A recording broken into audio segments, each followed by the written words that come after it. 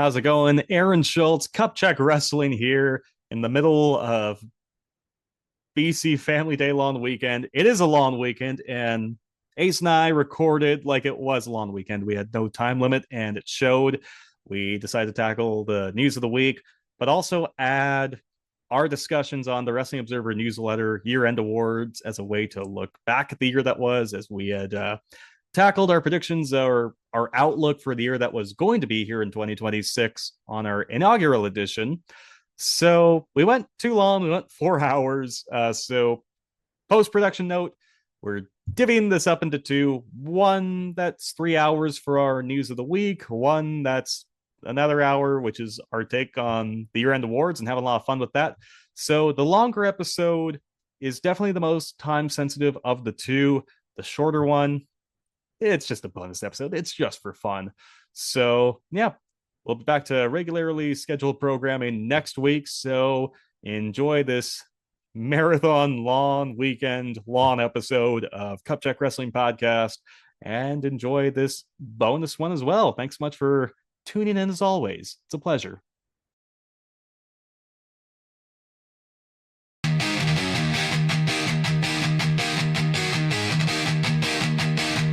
Separated by the Salish Sea, connected by the Rio Graps in BC.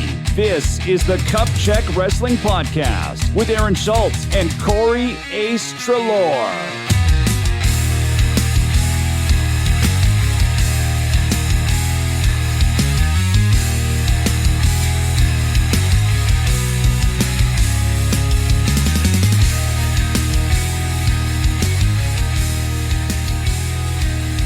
Cup Check Wrestling Podcast on Family Day long weekend here in BC. Aaron Schultz, Corey Ace Trelaw here with you again.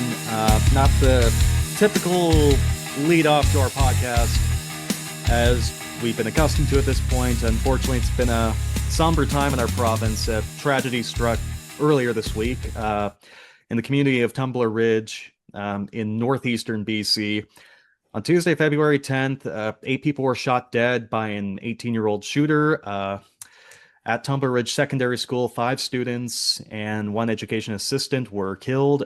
The shooter killed her mother and her 11-year-old stepbrother prior to that and eventually took her own life.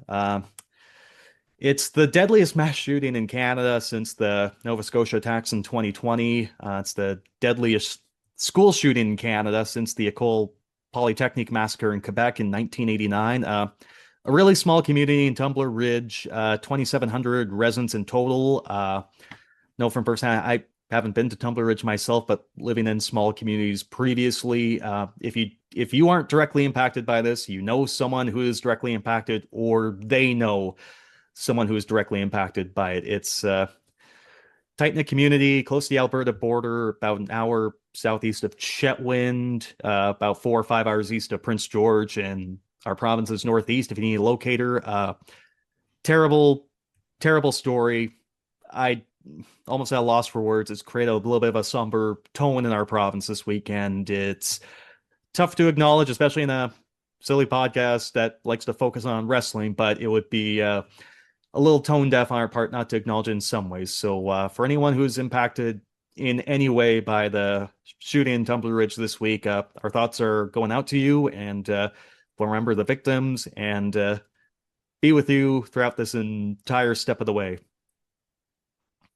Yeah, I was gonna say, I'm not even gonna pretend to know what to say in a time like this. All I'm gonna say is that my thoughts and prayers are with the families that were affected. And yeah, it's hard to kind of say anything else about it without it getting a little too emotional. So my thoughts and prayers are with the victims affected by this. Yep, tough one. Best wishes. It's hard to transition into anything else at this point, but we'll do our darndest. It is BC Family Day long weekend. It was also Valentine's Day, the day prior to recording this podcast. But Ace, look, I was going to ask you what you're up to this weekend. It looks like you may have had a different kind of holiday other than Family Day or Valentine's Day at the apartment. I see Cup Check Wrestling. This is not the Valentine's edition. This is the Galentine's edition. what exactly transpired over in your neck of the hood, in your neck of the woods? Yeah. So happy Galentine's weekend to those who celebrate. I barely made the short list. I think the only reason I got it was because I live here. And even then, for a lot of it, I was banished to the bedroom. But yeah, no, it was funny. I got in at about 9. Brooke, my fiance, was doing a Galentine's. And then we both worked this weekend. So when we came home to record the podcast here, I totally forgot that it's still all decked out in balloons, in lights under the TV. I think that's a gumball machine there, if I'm not mistaken. So Or yeah, save me a so gumball. yeah, instead of trying to clean up real quick, I figured let's lean into it. So this is the Cup Check Wrestling Galentine's edition. So yeah. We dig it. I mean, you're love of my life, Ace. So you know what? It makes sense that you have all the pink decorations behind you there too. And Exactly, exactly. I wore fun. my Although, red like, jersey as well, so it's there you go. That's sharp. Although, just to elaborate a little bit more, I remember seeing some videos. You weren't completely banished to the bedroom. Now you're able to make a little bit of a cameo appearance right now. You did your best Elias impression, your best Joe Hendry impression. You had to serenade some of the guests too, right? yeah. So when I say banished, I mean more like, oh my God, Corey's back. So I was asked into the living room. There's also, I forgot to mention, a karaoke machine behind me that the ladies were using. So for those who know the song, I sang a little Genuine and did Pony. And everybody really enjoyed it. Not to toot my own horn, but yeah, I wouldn't say banished. I'd say it was pretty exciting for everyone walking in. And so yeah, so I did a song and I snuck off to the room to give them their time. But yeah, then oh come on out. And so, yeah. It was a good weekend. We did the whole Valentine. Actually, what we saw was the Wuthering Heights, that old novel adaptation with Margot Robbie. Yeah, you know, I uh I don't want to be a hater, but it wasn't even that I didn't like it because, it was a Valentine's kind of girly. I do really, I get into a lot of those kind of films. I just thought it wasn't that great. I don't know. I know this isn't a movie review channel. From what I've seen too, because I've done some research on the book, didn't stick to the plot all that well. It's universally not liked by a lot of patrons from what I've seen, and I'm right there with them. I felt there wasn't really anybody to cheer for. I felt like they were all awful people. And it wasn't even like one of those things where, like you're watching Breaking Bad or, it's like, well, you pull for the one you hate the least. No, I didn't like anybody. Um, and yeah, so we did that. Yeah, sushi dinner was really nice. But yeah, the movie, not, I don't know if I'd watch it a second time. If we ever have a Patreon account, if we ever need like bonus Yeah. features that folks will actually pay honest to God money to us for, I think it just has to be Ace shitting on movies time, you know? Like, Yeah, just what's funny is a theater I've got kind experience. of an attitude. Yeah, I've got kind of an attitude of like I'm usually pretty good at finding the silver lining, which sucks. Like a lot of people didn't like the How I Met Your Mother ending, and I'm like, well, it kind of, I kind of like talk my way out of certain things. You I can't do tried to that with this talk your movie. way out of John Cena giving up in his last match. That's the one that's always going to stick That's with you. another prime example, but he didn't give up. He let He go. gave up. He said So uncle. I didn't hear uncle. You know what, he was happy about it too. So it's not like, he didn't want to go quietly into the good night. He was ready, you know. Okay. But basically, the movie you watched with Margot Robbie, irredeemable. I actually did see That didn't do Weekend it for me. too. Okay, Oh, fair you enough. did too. Yeah, no, Friday after work saw there's like a new animation movie out. It's called Goat. It's about a basketball player who's an actual goat. Ah, you see, only I that's get something it. only Brian Griffin can think of to really try and make you think, you know? It wasn't too bad. Really well animated. It's the same folks that did like the Spider-Verse movies. Kind of a rushed plot, but not too bad. But no, other than that, this weekend, this Valentine's Day weekend has just been full of self-love. Thankfully, I have a loving partner named Jill. She just kind of allows me to do whatever I please, and it's just been full of the gym, full of walks, full of sunshine, and full of sleep. I thought I was gonna get you with that one, doing that. You make it sound so yeah, so beautiful. I don't know. I was happy for you, if anything. Uh, fair enough. Please watch the video of this on our YouTube account to get that joke of my partner Jill. It never makes us fail to laugh. Oh, It's like it's never not a crowd pleaser. You it's know it's what's funny? I it's like not it's to hold on. It's like Leo DiCaprio's girlfriend.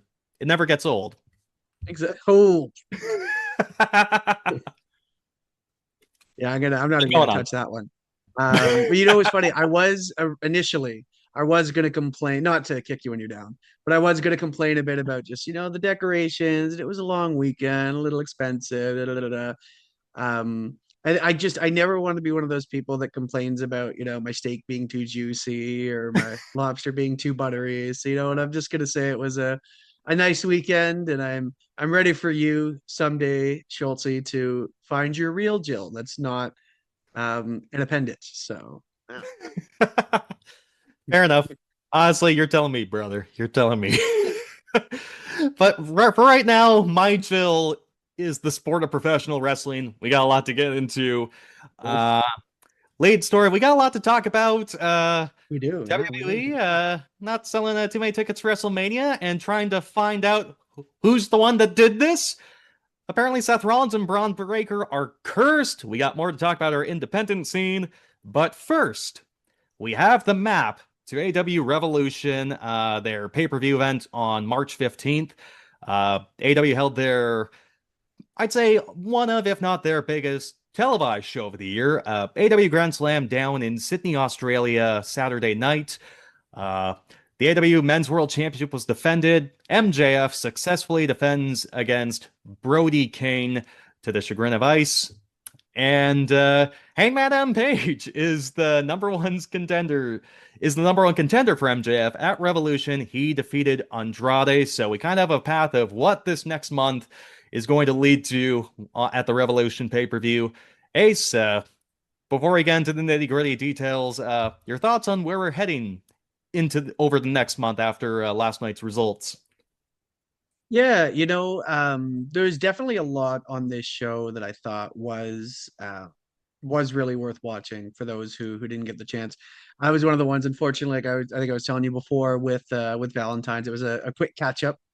So for those who might not have gotten the chance to watch it over the weekend, I definitely give it a check out. I thought it was a very well executed show. For me personally, I the only thing, nothing against Hangman, like I'm a big Adam Page fan, but I just thought the iron was hot with Andrade. I thought this could have been the chance to just, try to put him into that upper echelons, into that next level. Because realistically, I didn't see either one of them beating MJF at Revolution. So, if it was me at the wheel, I probably would have made the call on Andrade. But we've got Hangman Adam Page going into the pay per view versus MJF on the 15th of March, I believe. So that it's not that that won't be a decent program for me. It's just that I've already seen it a couple times. Yeah, I don't know. For me, I really felt like this was the shot for Andrade to kind of get that experience. And again, I didn't expect him to win it all, but it was definitely something that I thought could have been a chance for him to hang in that main event scene. Nope. I'm sort of with you on where you're going, and we kind of alluded to it last week that, this might be the time for Andrade to elevate and talk about Tony Khan's booking, that he'll have a plan and maybe there's some room for improvisation, but eventually he's going to try and stick the landing to what he originally planned. Um, and you know what? Maybe Andrade defeating Swerve and Kenny Omega was that little bit of improvisation, but as much as it's been nice to see Andrade win, I can't say relying on the Hangman is a bad choice at this point. He's very much their For top sure, yeah. babyface at this point. He's their equivalent to Cody Rhodes or John Cena right now. And we're going to talk about, well, we're going to talk a little bit about what happened last year too. We got an excuse to talk about that. But realistically, the Hangman was elevated to become their top babyface last year. And once he was the AEW Men's World Champion, pay-per-view businesses, like pay-per-view buys year over year, were going up, and he was a successful world champion for as long as he held it.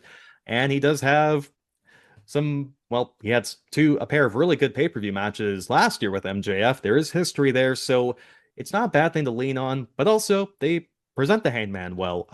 There are a couple spots in the match he had with Andrade, a really good match, really good show, really good week of TV for AEW if you go out of your way to watch Dynamite and Grand Slam Collision this week. But during the match with Andrade, Ace, we always talk about how one thing we hate, not just in wrestling, but in TV shows and reality shows, you hate a dumb babyface. Just the worst thing to ever have. I think whether it's reality TV or Big Brother or Squid Game, we hate a dumb babyface. Yeah. This Hangman. Oh, were you going to say something there? No, yeah, I was just agreeing with you. Yep. So this Hangman. So this Andrade, he's tranquilo. He's smooth. He's a womanizer. He's a pretty fly guy. So he does his taunts like he's in the ropes, lying like horizontally. He has his arm in the air, or he's just lounging around. Hopefully, I was able to get into my microphone while I was doing that. Well, I was a little bit more focused on the TV side, or probably the video. Andrade's got nothing on you. No, oh god, no. It's not flying, it's falling with style. Exactly. But Andrade's doing his taunt, basically, and the Hangman isn't waiting for Andrade to taunt him. Hangman's like, you're in the ropes, I'm gonna kick your ass. Great! Or there's a spot on the outside, so a part reason of why Andrade's starting to get more over with the AEW fan base is there's this gimmick where they have plants, like a fan who's not a fan, but they're part of the show and they're in the front row. Basically, they're doing this thing where they have really attractive women want to take selfies with Andrade while they're at ringside. Because, oh my god, he's pulling all these hot women. What a star. And so she does it with Andrade, and the fans are, of course, loving it at this point. While they're doing the selfie, Hangman attacks Andrade, and he gets booed. But because he knew that would happen, AEW knew that would happen, the Hangman then takes a selfie with the woman. He gets the pop from it. And then the woman asks Hangman for a kiss, and he goes, I'm sorry, I'm married. And then goes on to kick Andrade's ass. It was a gimmick awesome. But that was really good. He got it. So it's like, you know what? The Hangman's the top babyface on TV. This pay-per-view is gonna do well. I think it's close to 10,000 tickets sold. It's probably gonna do really well in terms of pay-per-view buys. I hope that at the very least this isn't the end of Andrade in the title chase or in the main event picture, because it feels like they got something with him, and I would really like it to continue, whether it means take a member or two out of the Don Callis family so he can kind of be focused on a little bit more. I don't know what they do, but I've been digging Andrade. I can't say the Hangman's a bad decision, but don't lose your focus with Andrade. Keep him in this mix going forward.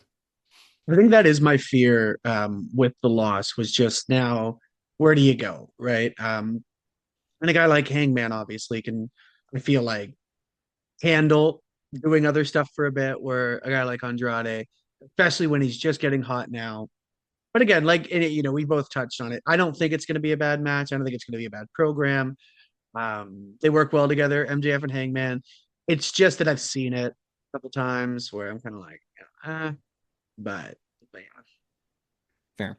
And speaking of hopefully not losing momentum, we'll get to the main event with Brody Kane and MJF. So MJF defeats Brody Kane in the main event of Grand Slam, retains his Men's World Championship. Story of the match, basically, Brody Kane is big, mean, and scary. However, on a spot doing his cannonball move in the corner, he tweaks his knee, and so MJF is working over the knee the entire match, and so he's not necessarily cheating, but he's targeting a spot. It's a way to look legit while also still making the crowd hate you. And they do a couple of good spots throughout the match too. So, to become the number one contender, Brody Kane put MJF in a sleeper hold over the ropes, made him pass out, and then hits him with his Gonzo Bomb pile driver kind of move. That's how he did it to become the number one contender, to beat MJF. He does it again in this match. MJF kicks out this time. MJF eventually goes for the Dynamite Diamond ring. He puts on his finger. The referee catches that, so that's no good. My favorite part of the match, though, as I avoid a burp into the mic, Brody King is in a sleeper hold of himself, and his tag team partner Bandito comes out, and Bandito tells Brody, never give up! Don't give up! You told me don't give up! You don't give up! And you know what you do, you don't do when you tell people to never give up and you're in a sleeper hold. You know what you don't do? You don't give up. Like John Cena. You continue fighting. And that's exactly what Brody King did. He eventually lost, unfortunately. He lost clean. That's kind of my problem with it a little bit. But MJF is still a champion. But I thought a really well wrestled main event. I think you can throw Brody King into a pay-per-view main event, a televised main event, and I think he's kind of at that point now where the fans can buy it, so that's good.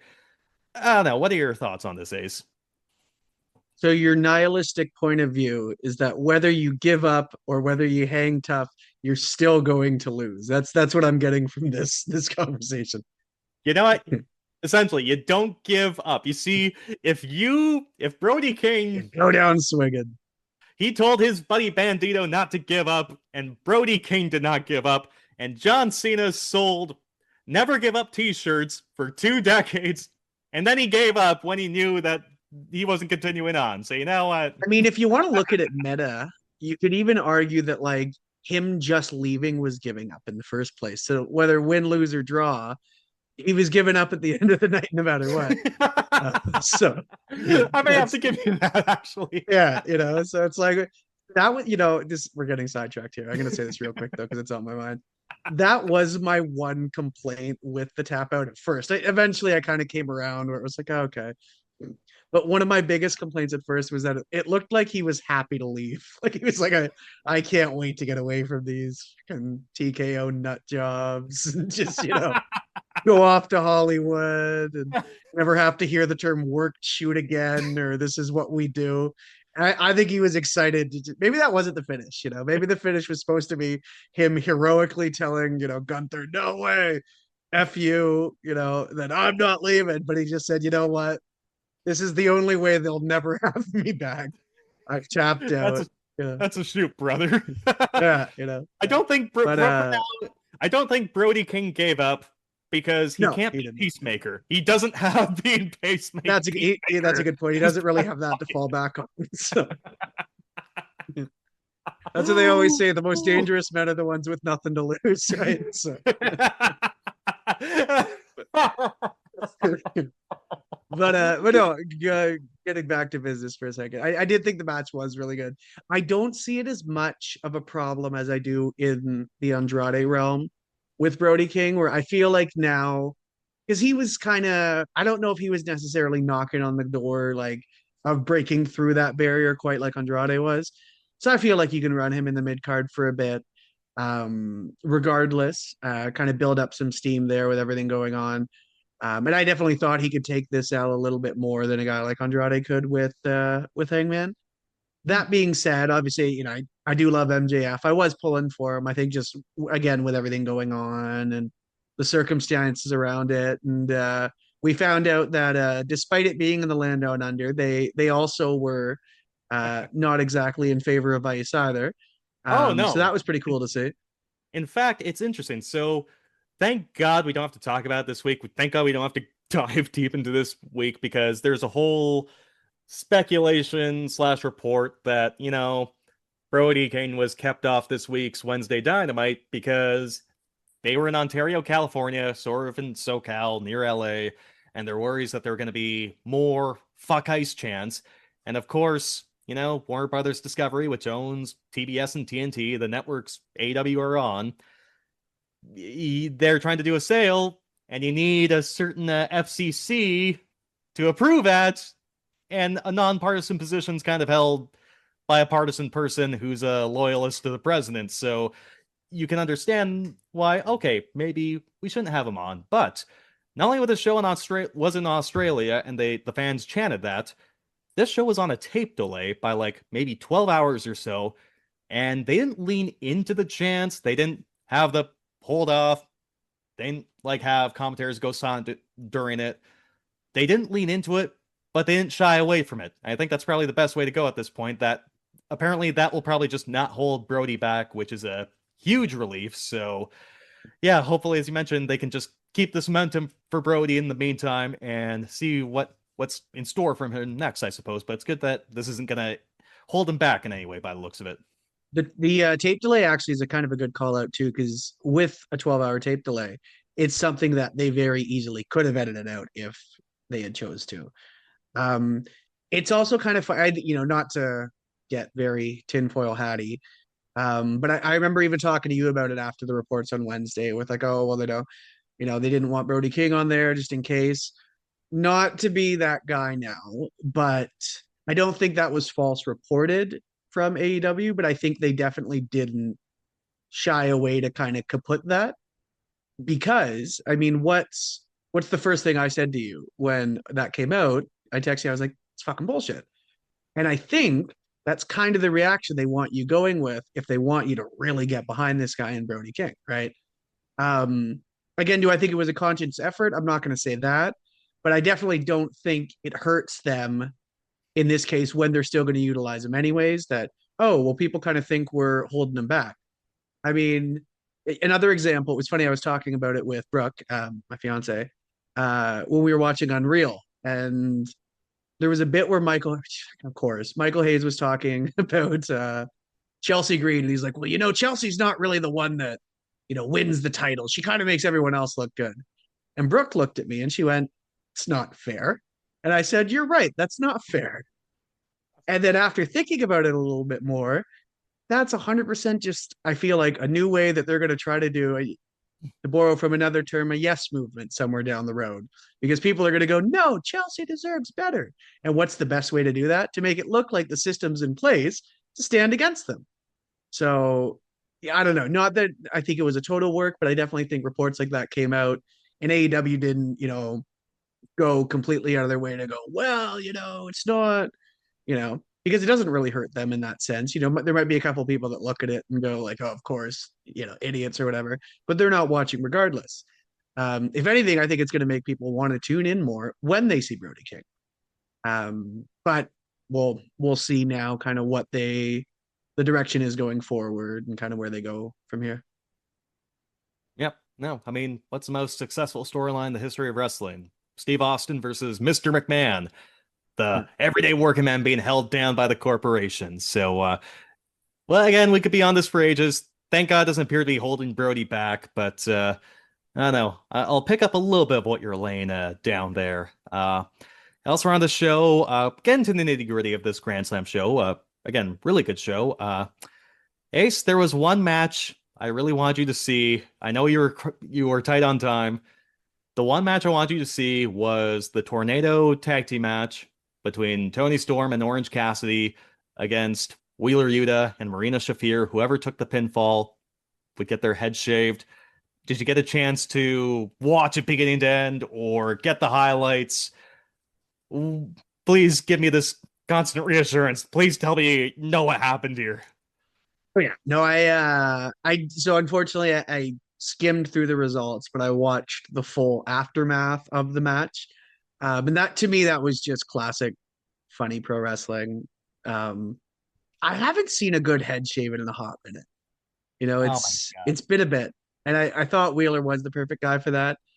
A split second, I thought maybe they could work it into some kind of like Britney angle for actually, what's funny? That reference that's 20 years old now. There's probably kids out there who don't get it. But I thought that maybe they could do that. I could see maybe Tony Storm being into something like that too. But yeah, they went with Wheeler Yuta, which I thought was likely going to be the thing that happened. And yeah, it was great. I thought it was really funny.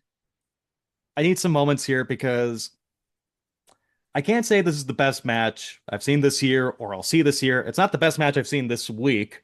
However, this could very well be my favorite segment of the entire year because if I were to show, and I've introduced friends to wrestling over the years, if I were to introduce friends to wrestling, this would be the kind of match, this would be the kind of segment I would show them. And with your blessing, I actually took honest to God notes because I had so much fun watching this live. I went back and watched breakdown. Yes. notes. just to go over how great this was. Okay.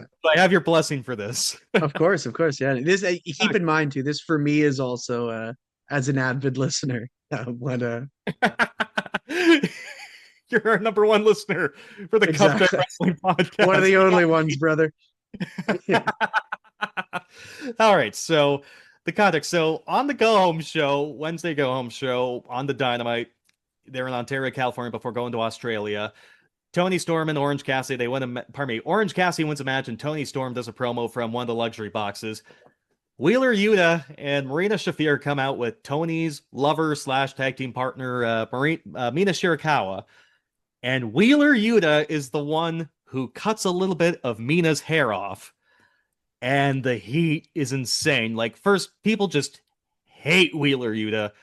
If you don't watch AEW, he's like their Dominic Mysterio. This guy just comes out and gets nothing but heat because when the Death Riders turned on Bryan Danielson and put a plastic bag over his head and then took the title from him and retired to him and murdered him a second time, Wheeler Yuta wasn't initially with that movement. He just became a follower, and people hate a follower for someone who's doing bad things. So everyone hates Wheeler Yuta no matter what. So going into this match, it's in Australia. It's in Tony's home country, I suppose, of Australia. And Wheeler Yuta is even more hated. So the baby faces, Orange and Tony make their entrances. The heels are coming out through the crowd. And the baby faces come out and attack Wheeler and Marina Shafir here. And so they do this stuff like if you see a match and you see like crowd brawling or there's a bunch of different things happening all over the arena, usually you'll have a two-shot, like two cameras following the action or four cameras following the action or whatever.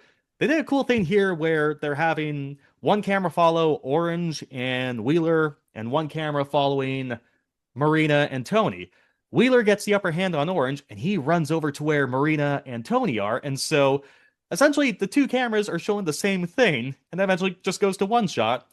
And Wheeler Yuta hits Tony Storm with a pile driver on the outside in Australia and takes her out of the match temporarily.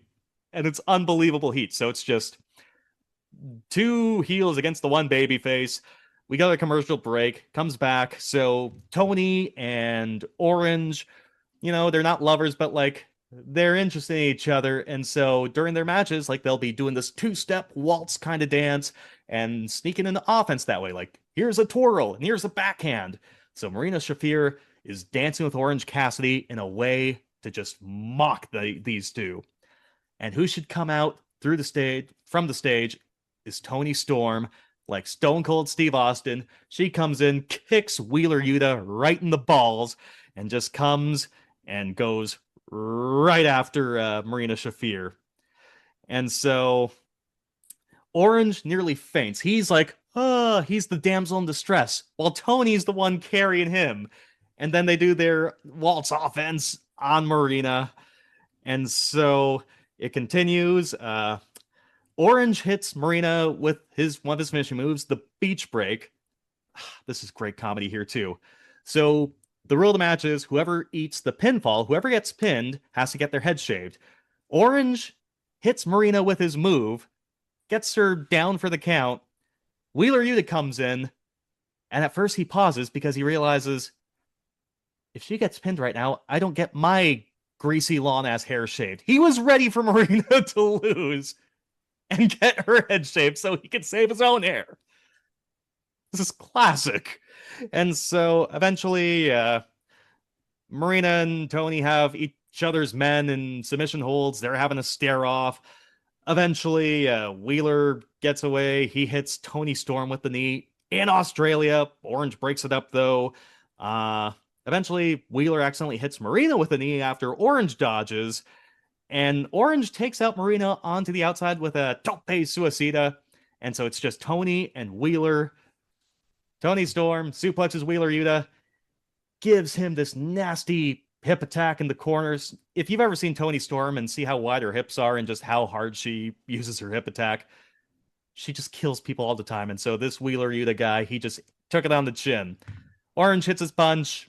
Tony Storm hits him with his Storm Zero pile driver. Gets the win. Wheeler Yuta has to get his head shaved.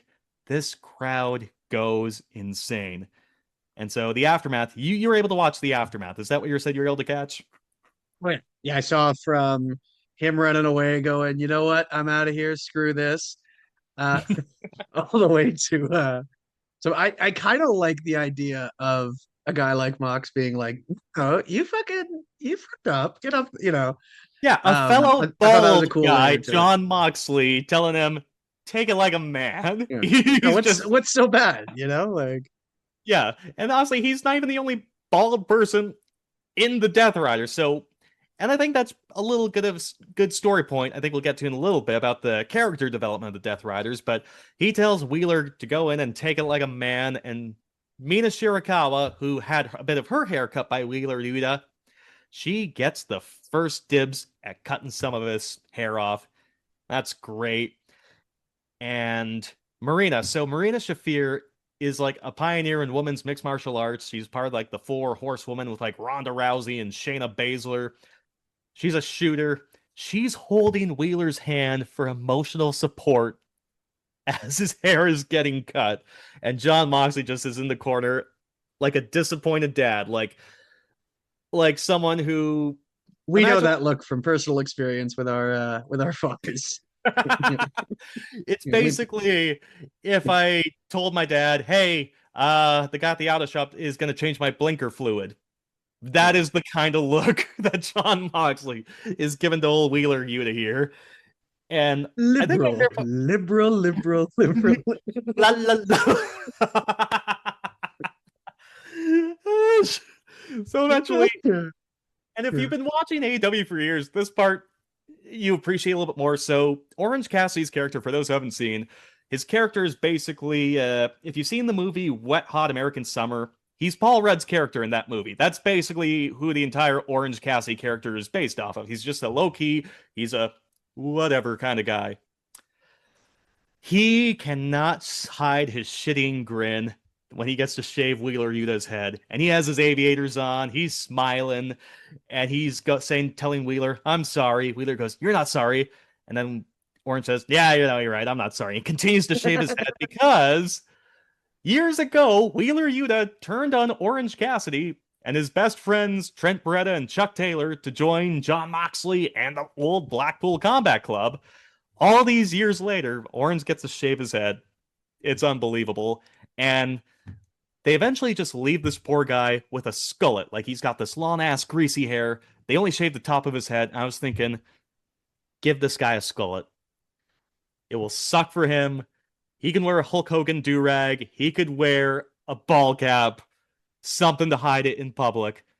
This guy, Wheeler Yuta, became ugly with his haircut. He needs to be even uglier with a skullet. And I was hoping he would keep it. However, they since had a house show in Brisbane, and I think they just shaved it all off because he just came out with a toque. And I'm like, damn it! Give him a signing bonus or something. He should have kept it. Hate to see it. Finally, got that huge pop we were all looking for. Hey, Yep. Yeah, no, I took way too much on that, but go out your way to watch this segment. Unbelievable, great pro wrestling. And I think as you say it, good, funny pro wrestling, but most importantly, it was fun. This is supposed to be fun, right? I think it's really hard to do good comedy in wrestling because it's really easy to do bad comedy in wrestling. So to find that kind of like dance on the line because you don't want it to be just straight. Like it's I don't even know if I know how to explain it to be honest with you, but it's one of those things where like when you see it, you know, okay, this is bad or this is good. But I couldn't tell you the formula for how to do it. Like it's really and that's the thing. Like you said, it's supposed to be fun, and this was a lot of fun. And this was an example of really good funny. So I thought I'll go back. You talked me into it. I'll go back and watch it in full. It is art.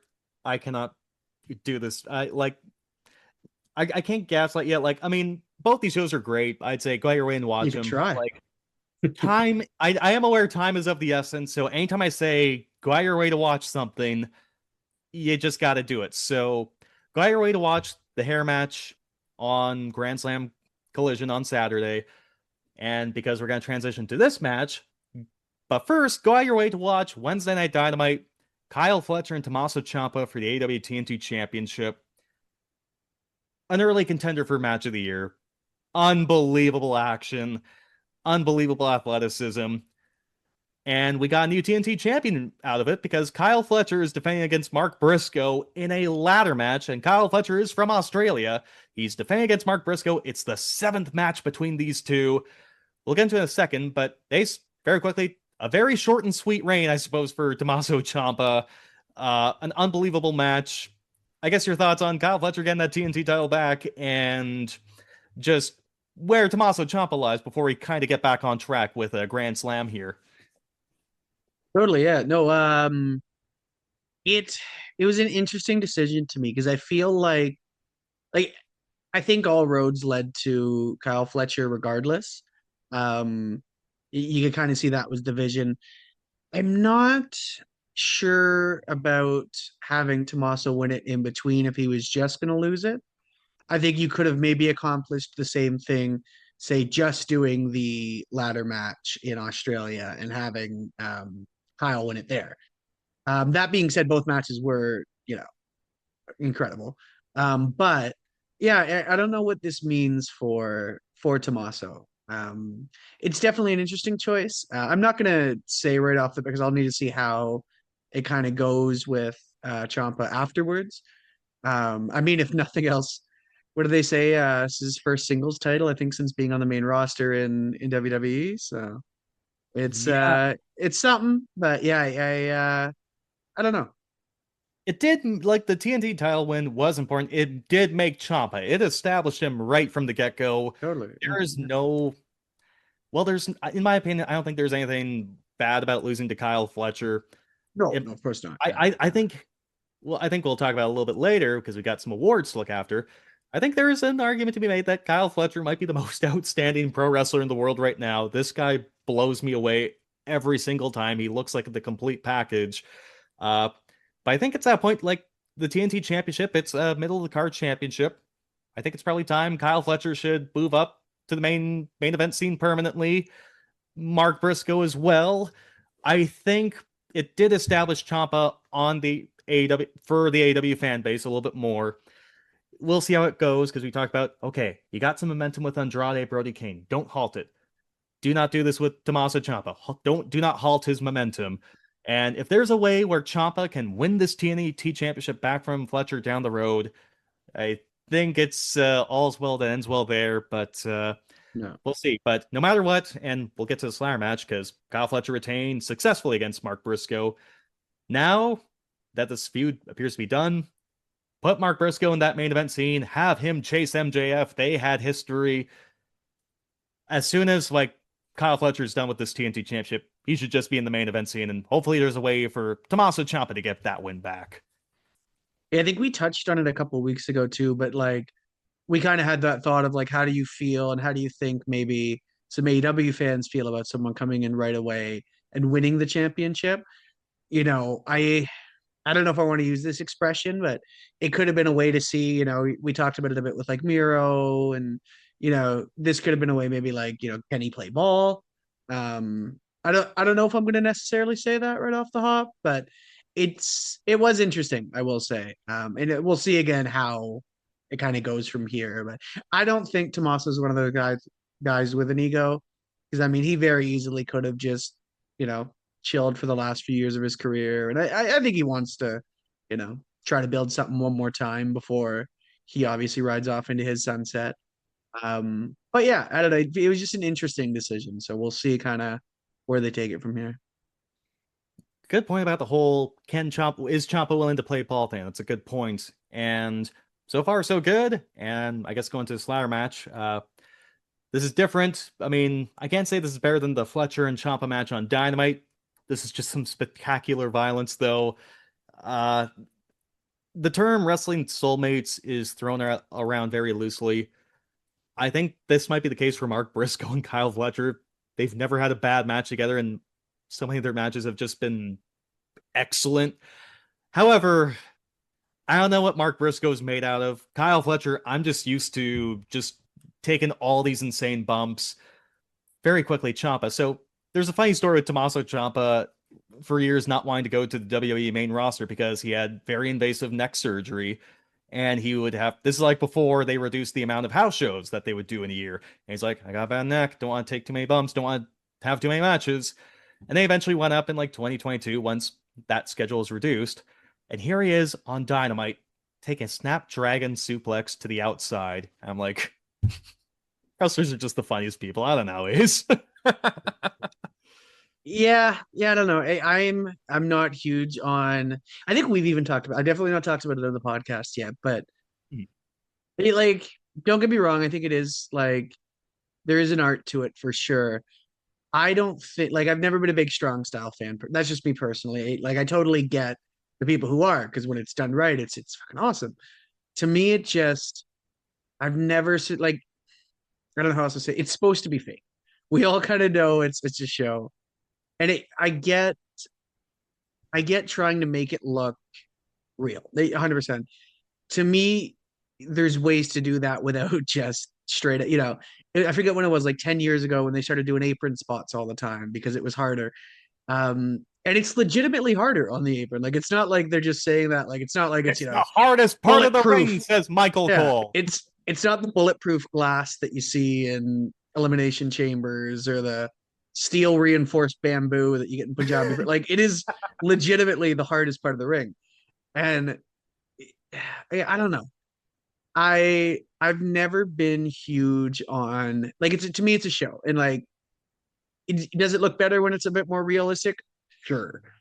But I also just think it's dumb to I don't know. Again, I don't think with a lot of people who are really into it will never find the common ground for it. And I'm not gonna sit here and try to tell a guy like Tommaso Ciampa what to do. Like he's way more equipped than I am to work a professional wrestling match. For me though, I just when I see a spot that could be really dangerous, I get the rush you get from it afterwards of, nearly escaping death, I get it. To me, it's just some of it feels unnecessary. That's, but again, I'm not going to pretend I'm an expert on it. That's, yeah. Yeah. There were a couple spots this week involving Kyle Fletcher and in this match with Mark Briscoe, this ladder match that had me cringing a little bit because in the Ciampa match, he's basically I forget the name of the actual move at the top of my head, but it's basically in WWE Sheamus's finishing move, the white noise or whatever, where it's like you have someone in a fireman's carry essentially and you're dropping them on their back.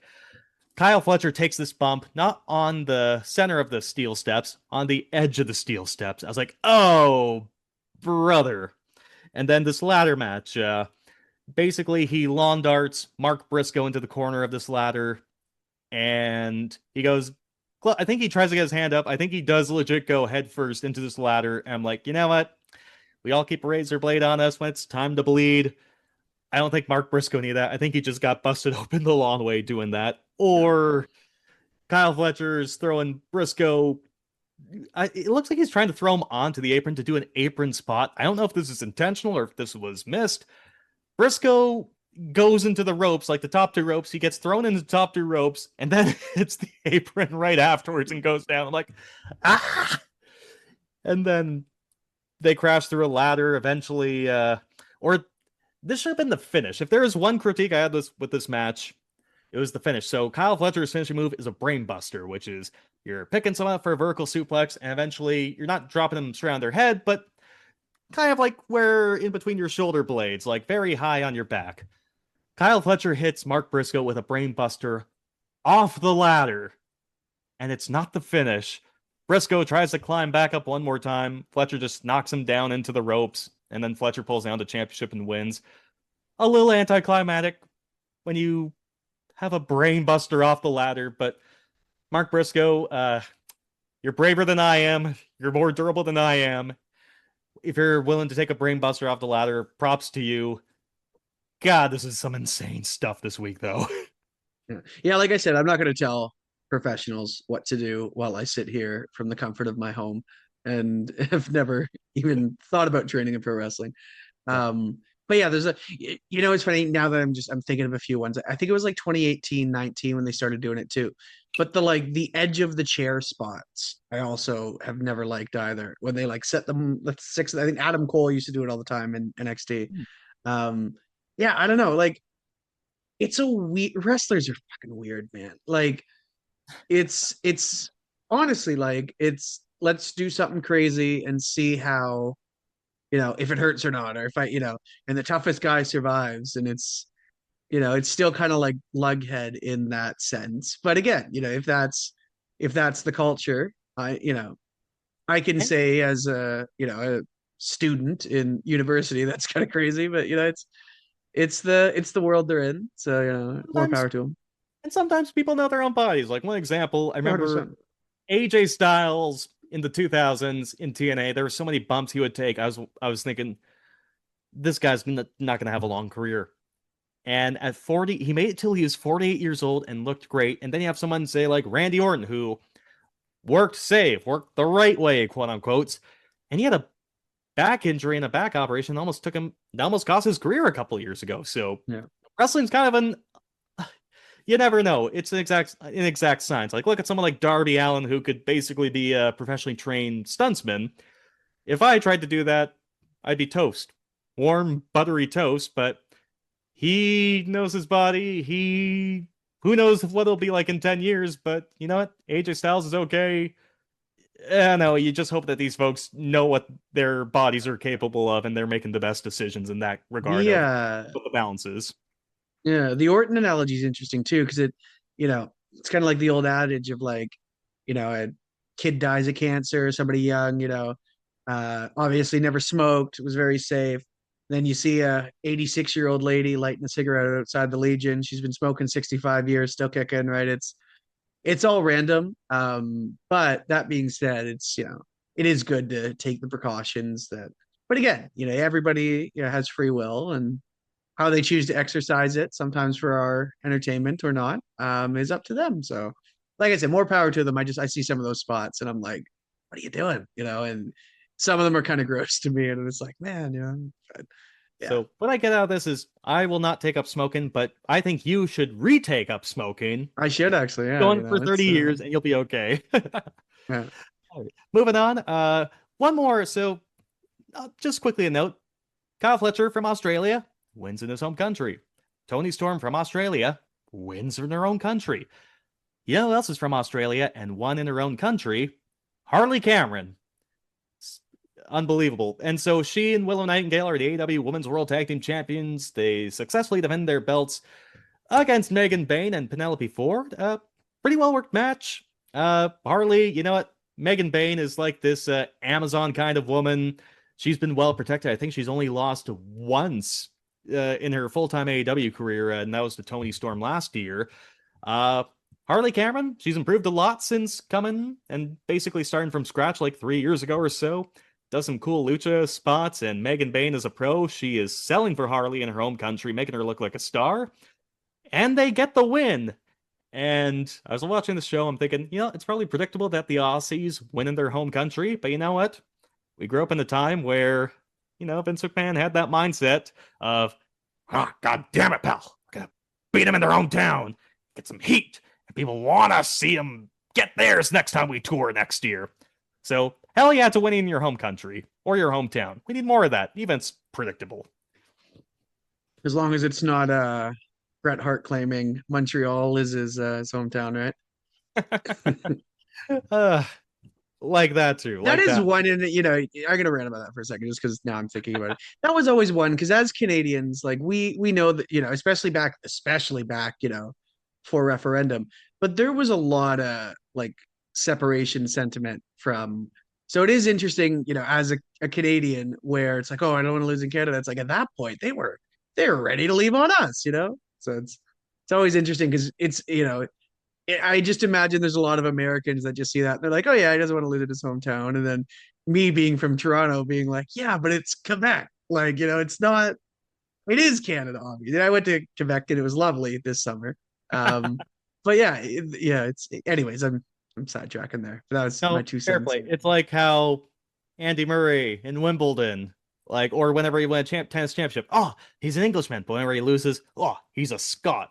So Yeah, now it's what are you gonna do? my brother-in-law Also, will love that one. God, Drew McIntyre is a losing loser who does nothing but lose. I will. Yeah, he wasn't huge on the podcast last week, was he? Gee, I wonder. Hey, we gave some love to Joe Hendry. Yeah, yeah.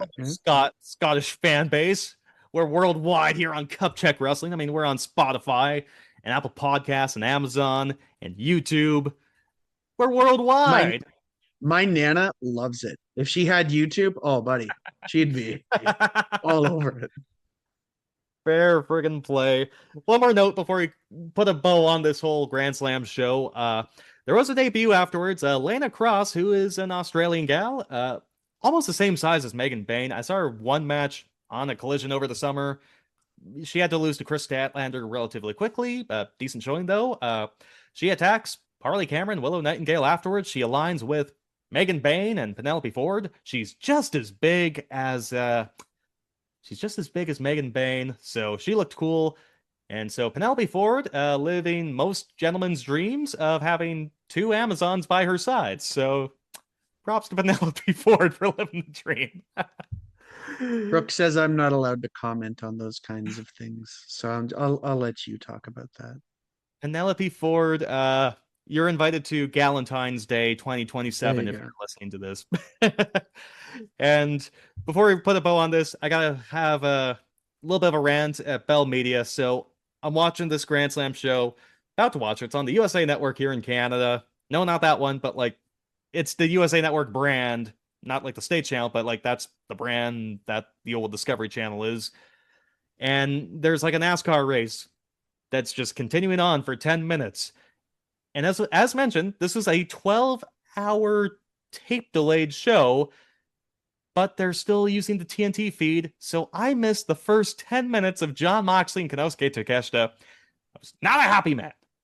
I'm happy I changed my self-service providers, but from what I saw of John Moxley and Konosuke Takeshita, it felt like they were holding back. It goes to a 20-minute draw.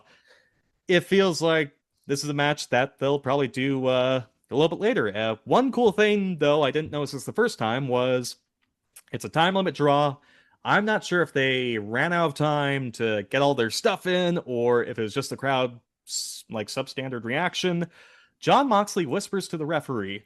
The referee then whispers to Konosuke Takeshita, and then they get into like a little bit of a brawl, and Konosuke Takeshita hits John Moxley with his finishing move and does the sign like, I'm gonna be the champion. He does the discount double check for State Farm and then leaves. So I wonder if old John Moxley called that on the fly and saying, no, he needs to hit me with his move, brother. But yeah, at least the way I perceived it, I think we got John Moxley and Konosuke Takeshita 3 coming up if you count the Continental Classic.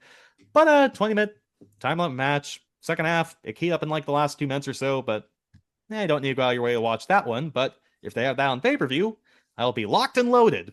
So we'll see what happens with both those men. It's interesting you mentioned because I'm noticing on I PVR'd the show with that race, and for me it went the other way where they just cut off like the end of like they overran it. They started at the beginning, but then I only record after 5 minutes or whatever. So it cuts off halfway through MJF and Brody. So, like, Yeah, annoying. Interesting though. But yeah, so I guess now looking next to it and to touch on an earlier point, like in that hair match, because John Moxley was the one who said, Wheeler, go take it like a man. Now I wonder, does that mean the Death Riders are, as a whole, are going to be turning babyface? Because it's been kind of weird. You know, John Moxley's kind of a babyface now, but the rest of his groups are, the rest of his group, I should say, are still heelish. But on Dynamite this Wednesday, fantastic opening match with Pac and Claudio teaming up with Moxley to take on 3 members of the Don Callis family. It was Takeshita, and I believe it was Mark Davis and Josh Alexander. It was a good old party match of just guys being big, mean, and scary and hitting each other hard, but it was the first time it felt like Claudio and Pac were acting like baby faces alongside John Moxley. So I don't know. I feel like we're almost at a point where something needs to happen here. Like these Death Riders, either need to be baby faces together, Wheeler Yuta and Marina Shafir included, or they gotta turn on John Moxley. I think we're hitting this rubber meets the road where something's gotta happen because this is a little too odd for me. I don't know what to cheer. I don't know who to cheer for. Same thing with the Don Callis family. I'm supposed to be cheering for Konosuke Takeshita, but it's that slimy bastard Don Callis and all his mean, scary men. I don't know what to do. I feel like we're in this rubber meets the road situation. I'm not sure how you're perceiving this, Ace, but hopefully we get something sooner rather than later. Yeah, I'm kind of thinking the latter. I do see eventually them running Mox and Claudio. So I see more them turning on Mox. And we'll see. Yeah, I mean you could go either way, obviously, but Something sooner rather than later. Going to Dynamite now. Another newsworthy show. I mean, the first hour of Dynamite was probably one of my favorite hours of wrestling TV I've seen in ages and ages. And it was out of nowhere too, right before the Grand Slam show. But along with everything that had happened, like we have having a new TNT champion, the Kyle Fletcher, we have a new women's world champion. Tekla defeats Chris Statlander in a strap match. Uh, Pretty good story. Essentially, Statlander gets goaded into challenging Tekla in the strap match because Tekla straps Chris Statlander, hits her with a strap over and over on episode Collision. And so, because Tekla's more familiar with the strap, she's kind of relying on that to get the upper hand on the bigger, more powerful Chris Statlander, whilst Chris is using more of her big power moves. And so there's some interference. That kind of stinks. But then Tekla uses the strap and hits a curb stomp, gets the win. I thought, you know what? It sucks for Chris Statlander. I thought it was the right call. Ace, how'd you perceive this? yeah, I don't know what it's interesting because Statlander has obviously been there forever, but I felt like it didn't click. Um, and I kind of like the idea of them pivoting from that, just instead of trying to beat a dead horse, you know. Yeah. And it Uh, feels bad because Chris Statlander has gotten over this crowd many a times. I mean, I think the best occasion was years ago. She had defeated Jade Cargill for the TBS championship as a surprise, and the crowd loved that. And I can't say that what went wrong. There were a couple things I think that went wrong with Chris Statlander in this run here. I mean, I was at that show where she won it at All Out Toronto. Uh, it was a four-way match involved, I believe, Tony Storm, Tekla, Jamie Hayter, and Chris Statlander. And if you've been to an AEW pay-per-view, there's no downtime in between matches. Absolutely none. So at some point, I have to do some shopping for me and shopping for some friends. One of them might be Ace. yeah, you got And me a I shirt. thought, Like a yeah, Blue Jay theme one. So, yeah. yeah, I think I have that here. I think this is the Oh shirt I shit. wore on the pod. Man, I would have grabbed mine if I knew if you were grabbing them out or pulling it Uh, out.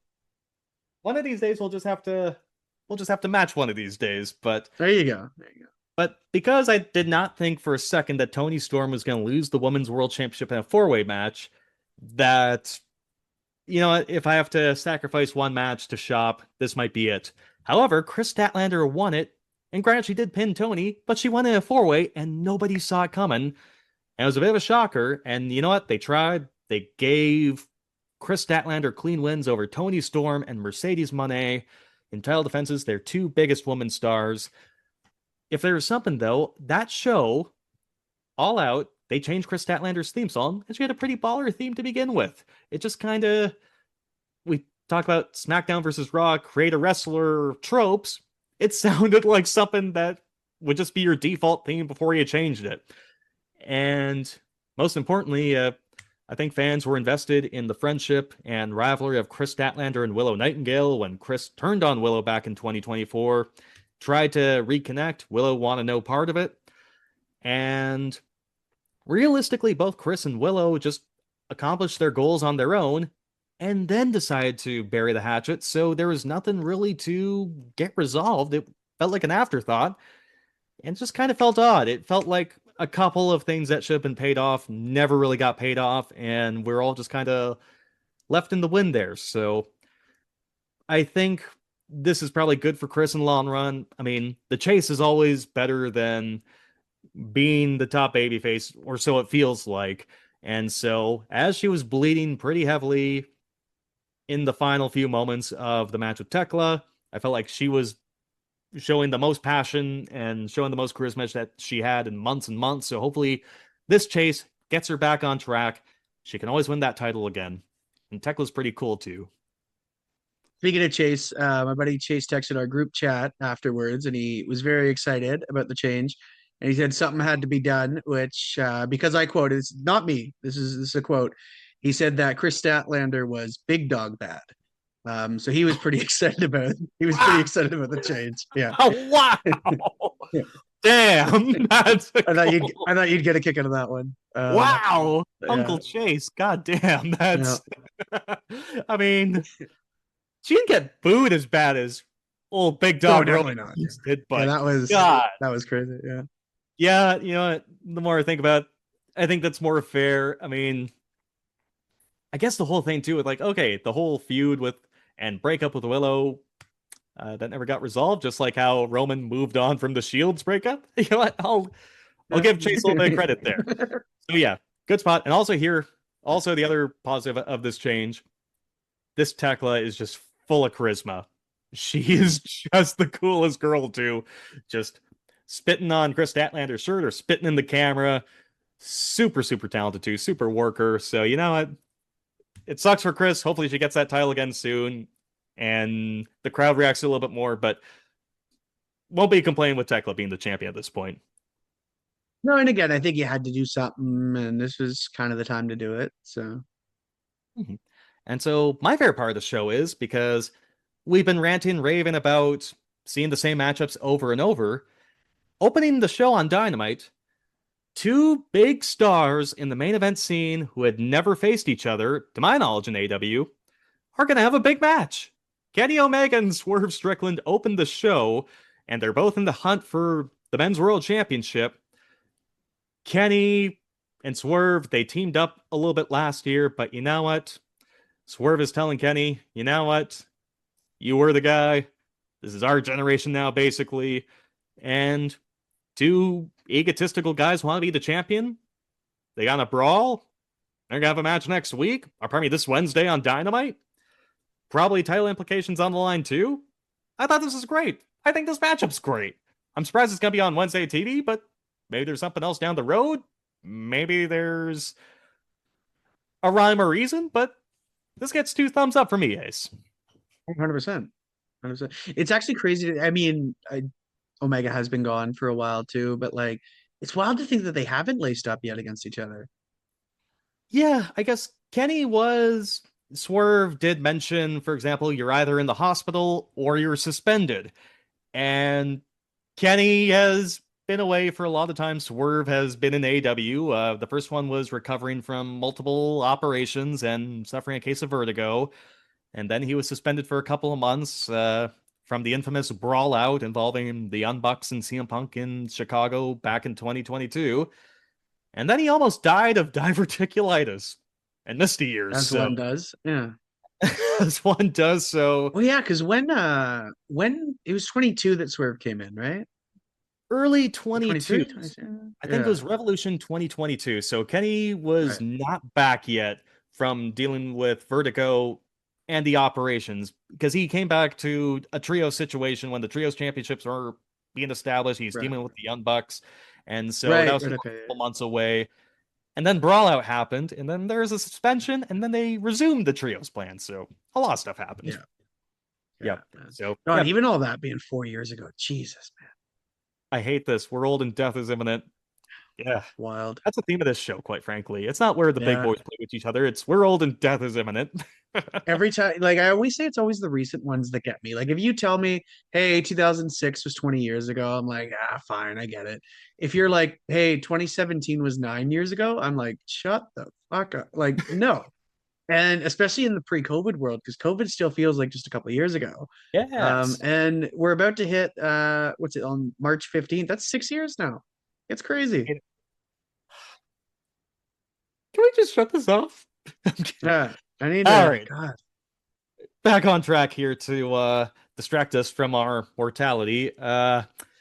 So yeah, Kenny and Swerve. I mean, the one thing I thought I had this assumption that, you know, AEW, I mean, they did just on this Grand Slam show. They're used to doing these 20-minute or 30-minute draws, so I figured, okay, you can have Kenny and Swerve do a draw, and then another number one contenders match at the Revolution pay-per-view. The winner of that, hopefully Kenny, in my opinion, would go on to face the champion at AEW Dynasty in Vancouver, Sunday, April 12th, where we're going to be there together with our friends and loved ones. However, I was listening to the Wrestling Observer, our boy Brian Alvarez. Apparently, Kenny Omega is in Japan around that time. There's an event called the Capcom Cup 12, like Capcom, the video game company. There's a Street Fighters Esports Championship taking place, and I guess Kenny had agreed to this ages and ages ago. And the last day of the event kind of conflicts with the Revolution pay-per-view. So essentially, if Kenny can't get out of that last day, he may not be able to do this Revolution pay-per-view. So I guess we'll see. It's either Of course he can't. These as gamers, one man, does. Nerds. nerds, man.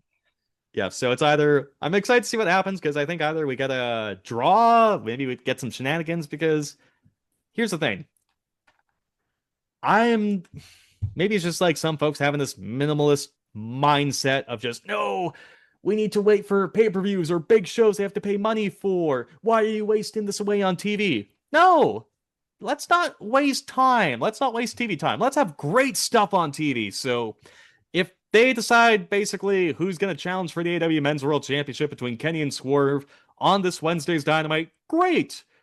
If they don't, hopefully it's like a time limit draw, and then they can do something else down the road if an esports competition will allow.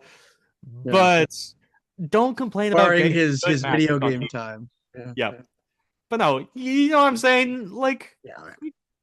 my steak is too juicy. My lobster is too buttery. You're getting great stuff on TV. Shut up.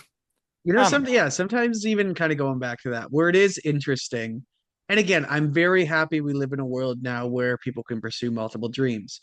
At the same time, if you remember, I talked about the Rey Mysterio example of if he had asked Vince McMahon in 2004 if he could climb Mount Everest.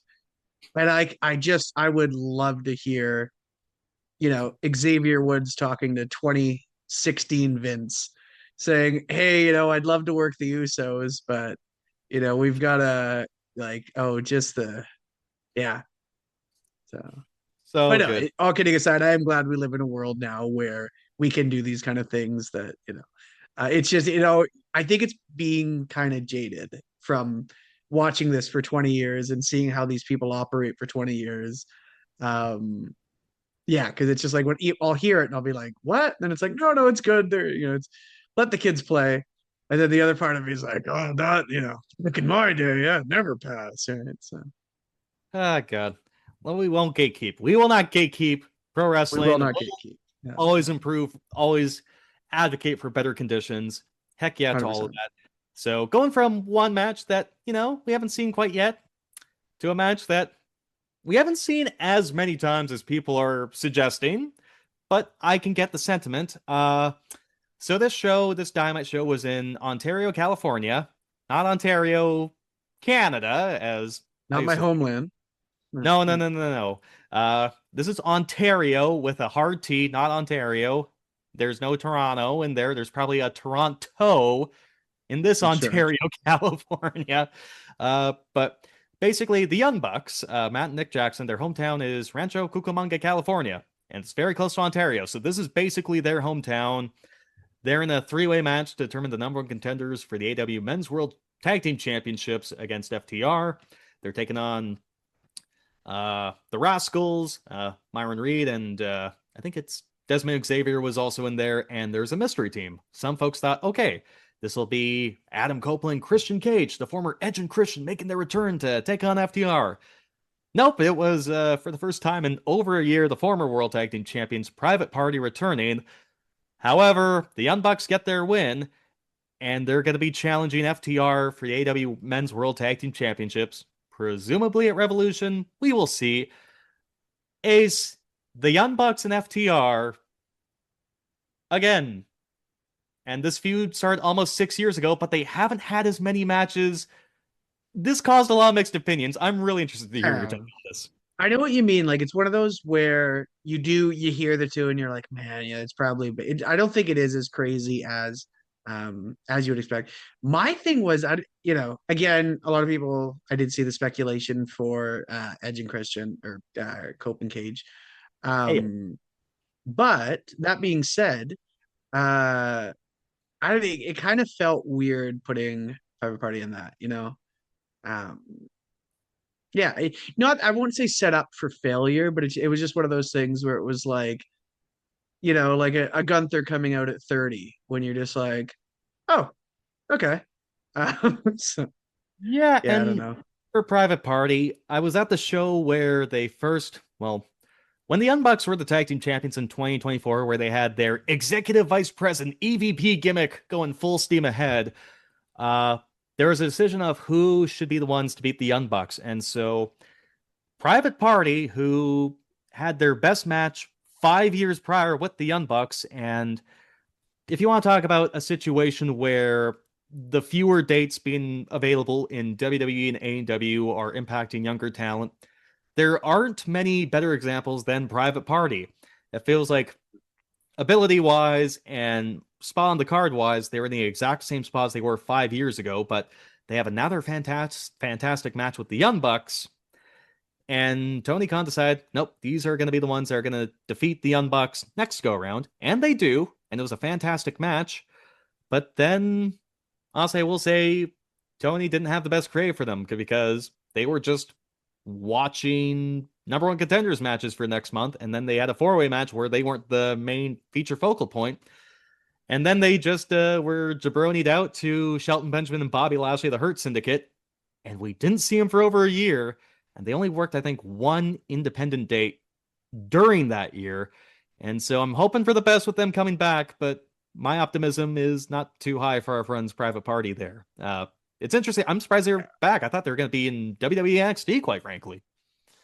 It's wild too because they're correct me if I'm wrong, but I think like they're almost like OG like AEW originals now. This like they were there, I Yeah, think, pretty much since the debut, right?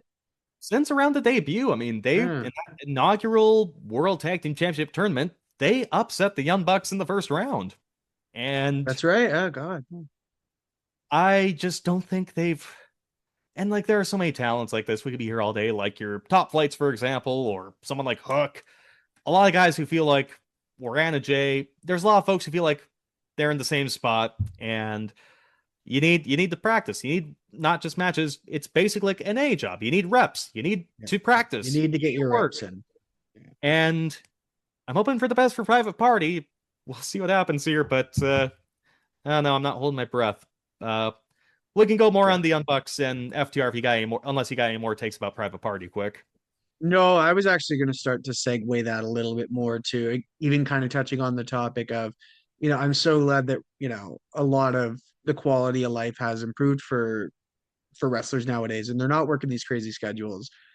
But the one old traditionalist in me is big on you got to get those reps in. And, is it cool that they can, work a bunch of matches back and, back to back and then have a month off? Yes, it's awesome. Do they get guaranteed deals with it still? Yes, it's awesome, but they're just not getting that in. And it's tough because, you know, again, I hate to get into this because it just makes me sound like one of those old guys yelling at the clouds. But it's, when you're working 5 nights a week, which to be fair, it's a bit crazy. But when you're doing that and you're working in front of a live crowd and it's just you're that's how you learn. It's how am I happy that they don't have to hop on a flight and go to the middle of the Southwest and, work and then go somewhere in the Midwest the next day and do the same thing?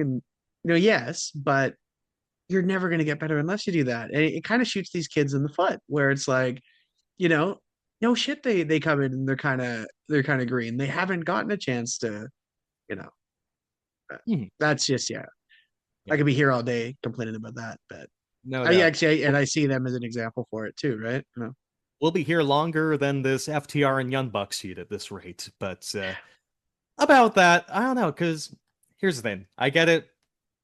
I think it's just the fact they have to go back to FTR and the Young Bucks is kind of a sign of the tag team division not being as much of a strength as it was in the early iteration Mm, of AEW. mm, Uh, but I'm thinking about this whole rivalry, and yep, I think they've been involved in matches, but in terms of just the Young Bucks straight up against FTR straight up, to the best of my knowledge, they've had 4 matches over the years. So one was when they had some fans, but not back to full capacity during the pandemic. It was late 2020, outdoors in Daly's place. Yeah, still The running Young Bucks were dailies. the baby faces. FTR were the heels.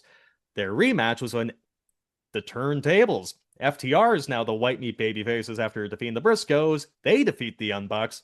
Both fantastic matches, by the way. Like, these two teams have never had bad matches ever. And then they have the match at Wembley Stadium nearly 3 years ago. They're both baby faces.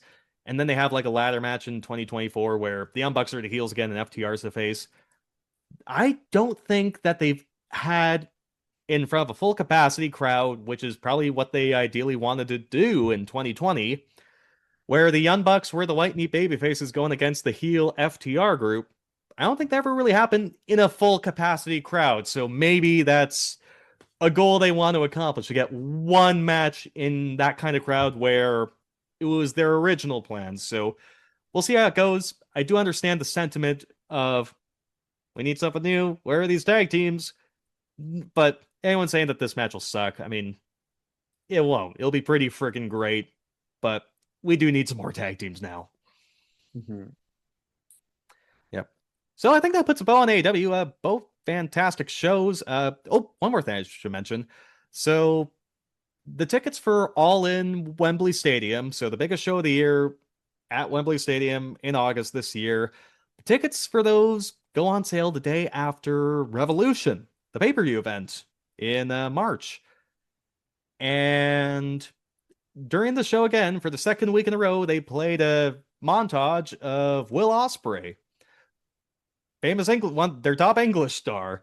So it's led to some speculation about, okay, is there going to be an announcement saying Will Ospreay is returning at Wembley Stadium after his invasive neck surgery? Or is there more of a surprise down the road? Is there maybe a phenomenal surprise? Wink, wink, nudge, nudge. Ace, are you buying if you still got that tinfoil hat handy, do you got anything else that maybe you're buying it on? No, I can see that. Again, I don't know. I remember we talked about it either last week or the week before. But after that bit with Stephanie came out on AJ kind of saying he's excited to go home, I did believe him. Now that being said, there's a big difference between okay, I want to go home, I want to retire, and then just never work again. And maybe I'm around for even if it's a one-off in the summer. You know what I mean? And so Hmm. We will see. We will see. Looking forward to seeing, because I don't know. There's always a rhyme or a reason, because you think that these Wembley tickets have been on sale ages ago, like, say, for the holiday season. So if you're doing it past the pay-per-view, maybe there's something specifically planned. So we'll see, but I that do puts a bow like the on thought AEW. process too. Of just obviously with Cena that was a very like a final. No, he tapped out. He's done. He gave up. Whatever you want to say. I liked how AJ came out and said, "I didn't want to put the gloves down because you never fucking know in this business." I thought that was real. Like that was pretty G. Of oh well, yeah, never say never, right? So I'm not gonna. Yeah.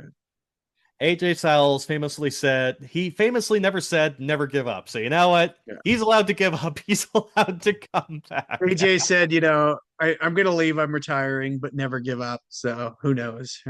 Ah, beans. All right. So that puts a bow on AEW for the week. Two great shows. I mean, maybe one of the best weeks of TV they've had. So two big thumbs up there. Go into our love for the independent wrestling scene here quick. One of these we need to, well, there's lots of wrestling still happening across the province. The first show, I sent a picture of this to you during my walks in beautiful downtown Kamloops over the weekend, but Thrash Wrestling returning to Kamloops Saturday, March 14th at 7 p.m. from Moccasin Square Gardens on to the Kamloops Reserve. Ace, this was supposed to be on Friday, March 13th. I learned that there is a rescheduled date when it was after my workout. I'm in the sauna. I run into my boy Jason Fooey, who famously does the voice for this intro. And I asked him, hey, you gonna do concession? Are you gonna be serving people popcorn again, just like you did in January? And he says, it would have worked. Unfortunately, they had to reschedule, so it's not gonna work out this time. And that was how I heard of it.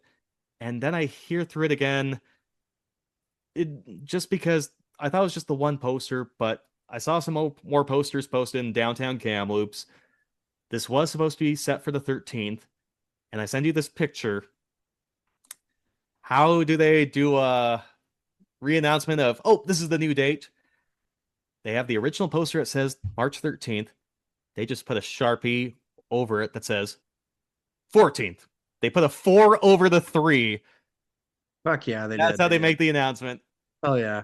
Hell yeah to that. That is punk rock. I want to see AI duplicate that, as you mentioned. I want organic, artificial intelligence-free media made by man. Subject to human error. Yes! Give it to me. You can't recreate that. Hell yeah, that is a punk rock way to make your new announcement. I mean, the Facebook event is updated too. I mean, that one is something that they put the effort in, but this poster said the 13th. They just put a big old Sharpie 4 over it, make it 14. Hell yeah, Thrash Wrestling. That's the punk rock spirit I want. I can't wait to see your show now. I don't know if you'll get this, but that was very Jack Spade of them. Okay, now I'm no, I'm You know, watch have you seen Heels? The Stephen Amell that came out? You know what? I've never seen Heels. That's the one you gotta check it out. He's okay, Jack what's the Spade lore in of it. Heels? So real quick rundown. How do I God, it's been like a year or two since I've watched it. The dad passes away, who's been there, you know, kind of like the Stu Hart forever in their territory. I think they're in Georgia or Florida or whatever. The dad passes away, and now these two sons, was it Jack and Ace, are cool name by the way, are now billed as the top heel and the babyface of this company. But now Jack's also running the show, which is Stephen Amell's character, and that is just something that Jack Spade would do, being like, well, damn, you know, like, why don't you just put a 4 over it? I love that. So if you get the chance, we should actually go back and watch it sometime, because it's been a couple of years since I've seen the first season. And I don't know if I watched the second season actually, now that I think about it. So that maybe that's if I ever get free time in my crazy life, we can go back and watch that, because you'll get a kick out of it. It's very the one complaint I had with it, and I get that it's kind of the same complaint I have with Unreal, excuse me, where I get it's made for like a population that doesn't watch wrestling. So it's like they hold your hand through, like, you know, a lot of exposition of like a new wrestler coming on and being like, what's kayfabe? And then one of the veteran wrestlers being like, well, everything. So it's very like inclusive in that sense. That being said, it's hard when you're familiar with it, and you kind of just wish they could like run through that stuff without the, you know, well, what's a work shoot, Jack? Well, you see. So that's my only complaint, but it is a really fantastic show. And anybody who hasn't watched it, I say you should check it out. It's, you know, it sounds like you're gatekeeping wrestling there. It's like you don't want folks to be introduced to this. It's tough. You know, it's funny. Our buddy Mike, actually, shout out to him, kind of brought that to my attention, where he threw in one of our group chats. He had said, like, you're such a fucking gatekeeper, Ace. And I never thought of it, but I imagine. Of course. But I think I am, and I don't want to be, and I want to work on myself. So you know what? Wrestling is for everyone. But just, you know, liberal, la la la la. No, just do a little fucking research. That's all I'm gonna ask. Just do a little fucking research, and you know, yeah, and man, that's the end of my rant. Yeah, we need to get back. That being said, watch Heels, and yeah, let's get back on track. Watch Heels. We'll find other shows too. Watch Heels. Watch Thrash Wrestling if you're in the Kamloops area on Saturday, March 14th. 14th, not 13th, at 7 p.m. from Moccasin Square Gardens onto Kamloops Reserve. If you're also in the interior, another pair of events from Thrash Wrestling. They're going to be in Penticton, Friday, February 20th at 7 p.m. from Luso Canadian Multicultural Society. And then in Vernon, Saturday, February 21st at 7 p.m. at the Schubert Center. Going to the island in Ace's neck of the woods, March 27th, Friday, 6:30 p.m. in Langford at the Langford Legion. And then Saturday, March 28th, Nanaimo, the Centennial Building. Low stock on tickets. 6:30 p.m. as VIPW moves back to the home base of their territory, brother. Another month later, Saturday, April 25th, 6:30 p.m. at the Meller Hall, the Cowex grounds in Duncan in the Cowichan Valley, and all the way down the road, WrestleFest 3, the biggest show on Vancouver Island. Tables, ladders, and chairs in the main event. That's Friday, June 19th, 6:30 p.m. from the Frank Crane Arena. WrestleFest 3 should be a hell of a time. Going to the mainland, Nation Extreme Wrestling presents Pay Your Dues on Saturday, February 21st, just a little under a week away as of recording. It'll be at the Wise in Vancouver, BC, Saturday, February 21st, 8 to 10:30 p.m. All-Star Wrestling as well in the Lower Mainland. We have All-Star Wrestling, The Young and the Restless from the Alice McKay Building in Cloverdale. That's on March 7th. And then All-Star Wrestling Heavy Mania 2 from the Abbotsford Arts Center on April 4th. And quick little segue here. We're going to get through the dates here first, but we're going to talk a little bit about Boom Pro Wrestling in Vancouver. They're getting a little bit of a mainstream recognition here from a certain magazine, but very quickly, a lot of these shows, these are the shows that Boom Pro Wrestling is putting on that are not sold out. So Saturday, March 7th, Kits League Night 6 from the St. James Community Square in Vancouver, BC. Saturday, March 7th, 8 p.m. And then Friday, March 27th, 8 p.m. Boom Pro Wrestling Key to the City, taking place from the often sold out Commercial Drive Legion, the third floor in Vancouver. The Coco Harriet Invitational is taking place on Saturday, March 28th at 8 p.m. Again, from the Commercial Drive Legion, the third floor there in Vancouver. And finally, Saturday, April 4th, Sunshine Coast, Boom Pro Wrestling in Powell River at Dwight Hall, Saturday, April 4th at 8 p.m. Those are the events on Boom Pro Wrestling that are not sold out. So, Ace, the reason why we're focusing a little bit more on Boom Pro Wrestling, so I am looking at this list. So every year, Vancouver Magazine puts out this list called the Power 50. It's like the 50 most, essentially, it's like the 50 most influential people or whatever in Vancouver. I saw a list that, like, I think it was the CEO of Canucks Group was on this list, and I saw some Canucks fans just raising hell about it because of the state of our beloved hockey team here in BC. And I'm going through down this list. I see some folks like Amar Doman, the owner of the BC Lions. I see Thomas Mueller, soccer superstar. And all the way at number 50, just making the cut here on the Vancouver Power 50, Max Mitchell, the owner and founder of Boom Pro Wrestling in Vancouver. 3 years into being basically the one behind the scenes, talks about first just like how often Boom Pro Wrestling can run twice a month at the Commercial Drive location, the Commercial Drive Legion in Vancouver.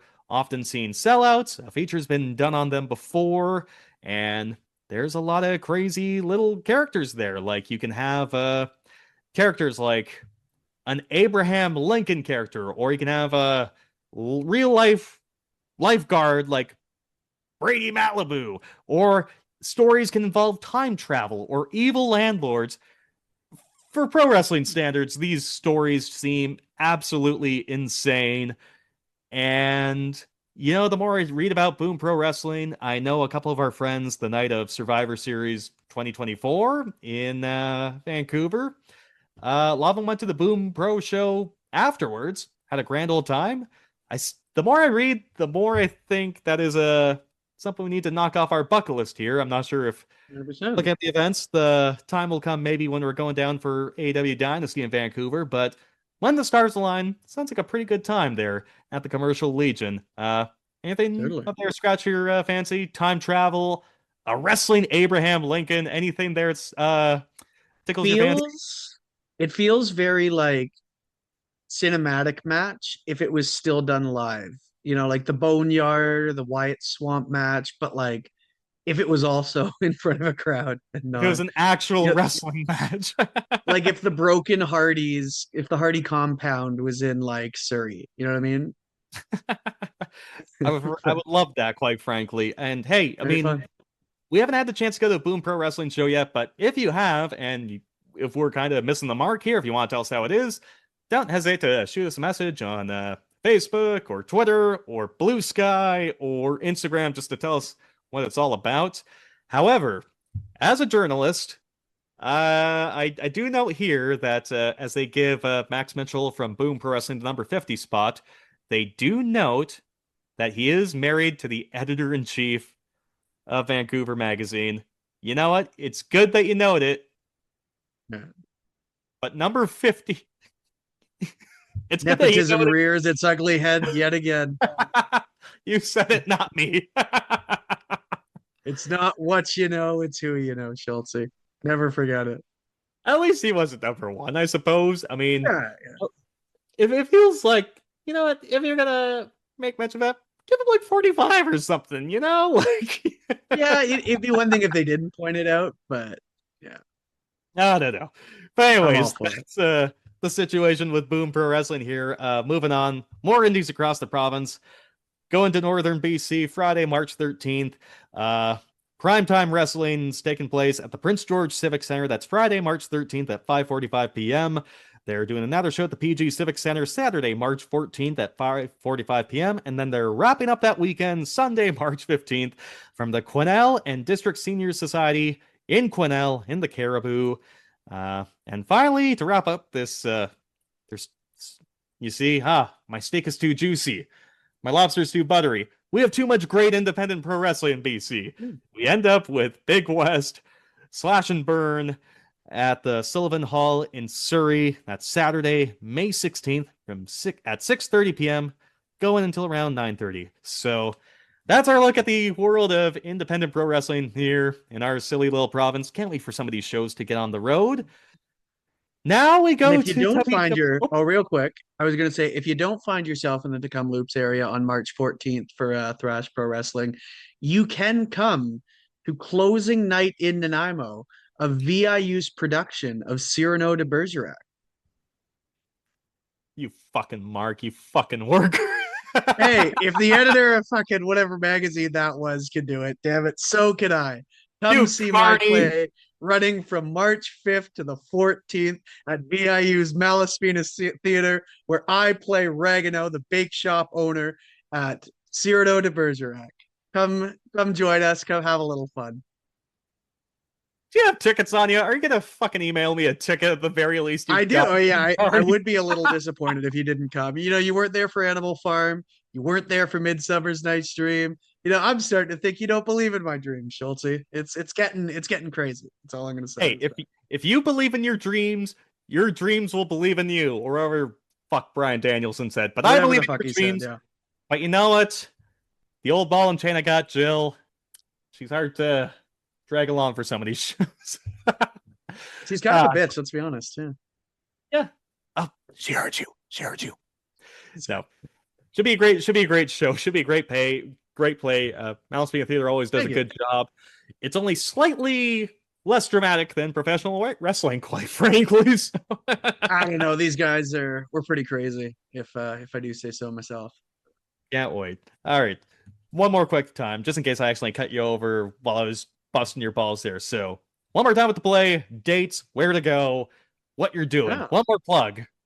Yeah, well, You're I might as well. At this point, I did earn it, didn't I? Yeah, March 5th to 14th. We do a run, so it'll be Wednesday, Thursday, Friday, Saturday, Wednesday, Thursday, Friday, Saturday for the week chunk there.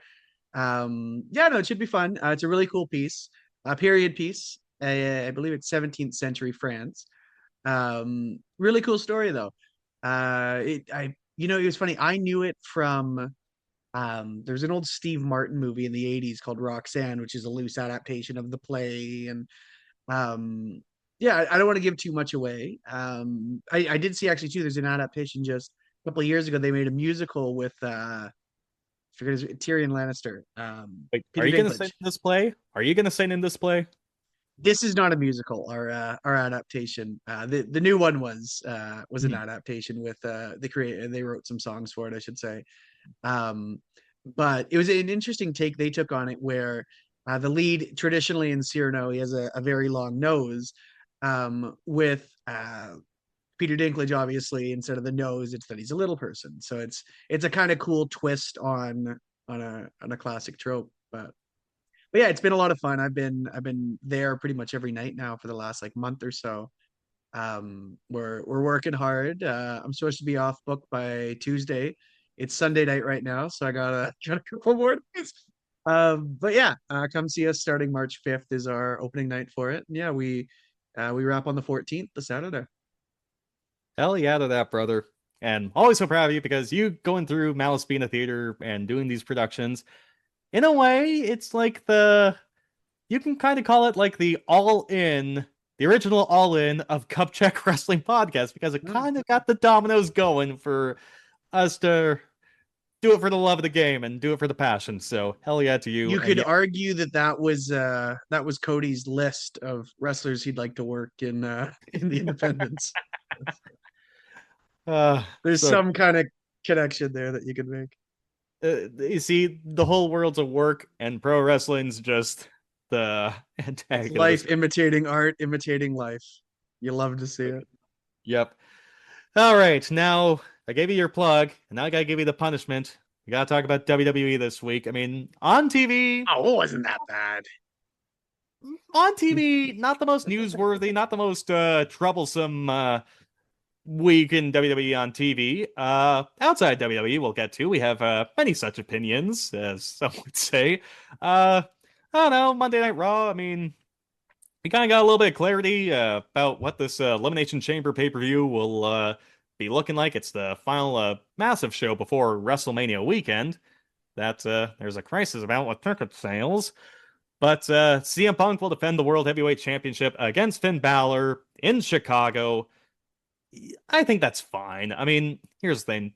I as much as I was furious when I heard Michael Cole ask CM Punk, why would you risk this WrestleMania main event to face Finn Balor? I'm like, you idiot, he's the World Heavyweight Champion. What do you mean? But then I realize he is the World Heavyweight Champion. You don't have to defend in 30 days anymore. Why didn't you do that? But CM Punk beat this Finn Balor guy before. He'll probably do it again, this time in his hometown, Chicago, to give his boys and gals a show. I don't know. Hey, at This is least like you said, the hometown guys are winning, right? So yeah. Oh, imagine the ask heat it and would ye get. shall receive. Yeah. Yeah, so I don't know. That's kind of inoffensive to me. The only other big no I kind of took was the return of AJ Lee, and she's gonna be challenging Becky Lynch for the Women's Intercontinental Championship at Elimination Chamber. I guess it's kind of her hometown of Chicago now too, I suppose. I don't know. Either or. The only bone I have to pick, maybe, did this Becky Lynch character Jiminy Christmas. Maybe it's just me thinking about when she was the man back in 2019 when she was the top star in the company. And and it's pro wrestling. I should love over the top characters. Becky Lynch is not doing it for me right now. What says you, Ace? What do you think of just about this match coming together? I guess Becky and I guess AJ getting back in the swing of things. How is this landing for you? See, the timing of it for me was interesting because I had assumed this match might have been penciled in for Mania. Um, so running, I mean, it makes sense again with it being now her pseudo hometown of Chicago. Um, the only, especially the way they're kind of working in this new Natty stuff and Maxine Dupree. At this point, maybe I see like a multi-man for Mania, whether it's like a triple threat or a fatal four-way for the kind of the mid-card women's title going into that weekend. But yeah, I don't know. I figured they were gonna do kind of Becky and AJ one-on-one at Mania, and that was kind of gonna be the route there. Now that being said, if that kind of fatal four-way triple threat is where you want to go with it, I say have AJ win here. Me personally, I mean, if you really want, you throw the belt back on Becky at Mania, if that's kind of what you want to keep running. but I feel like Becky's probably going to win, especially if Punk's going to retain. I don't know. They'll have both of them, but yeah, I don't know. Kind of touching in on Becky, I don't think I hate her as much. Again, just for the character, I'm sure she's fine.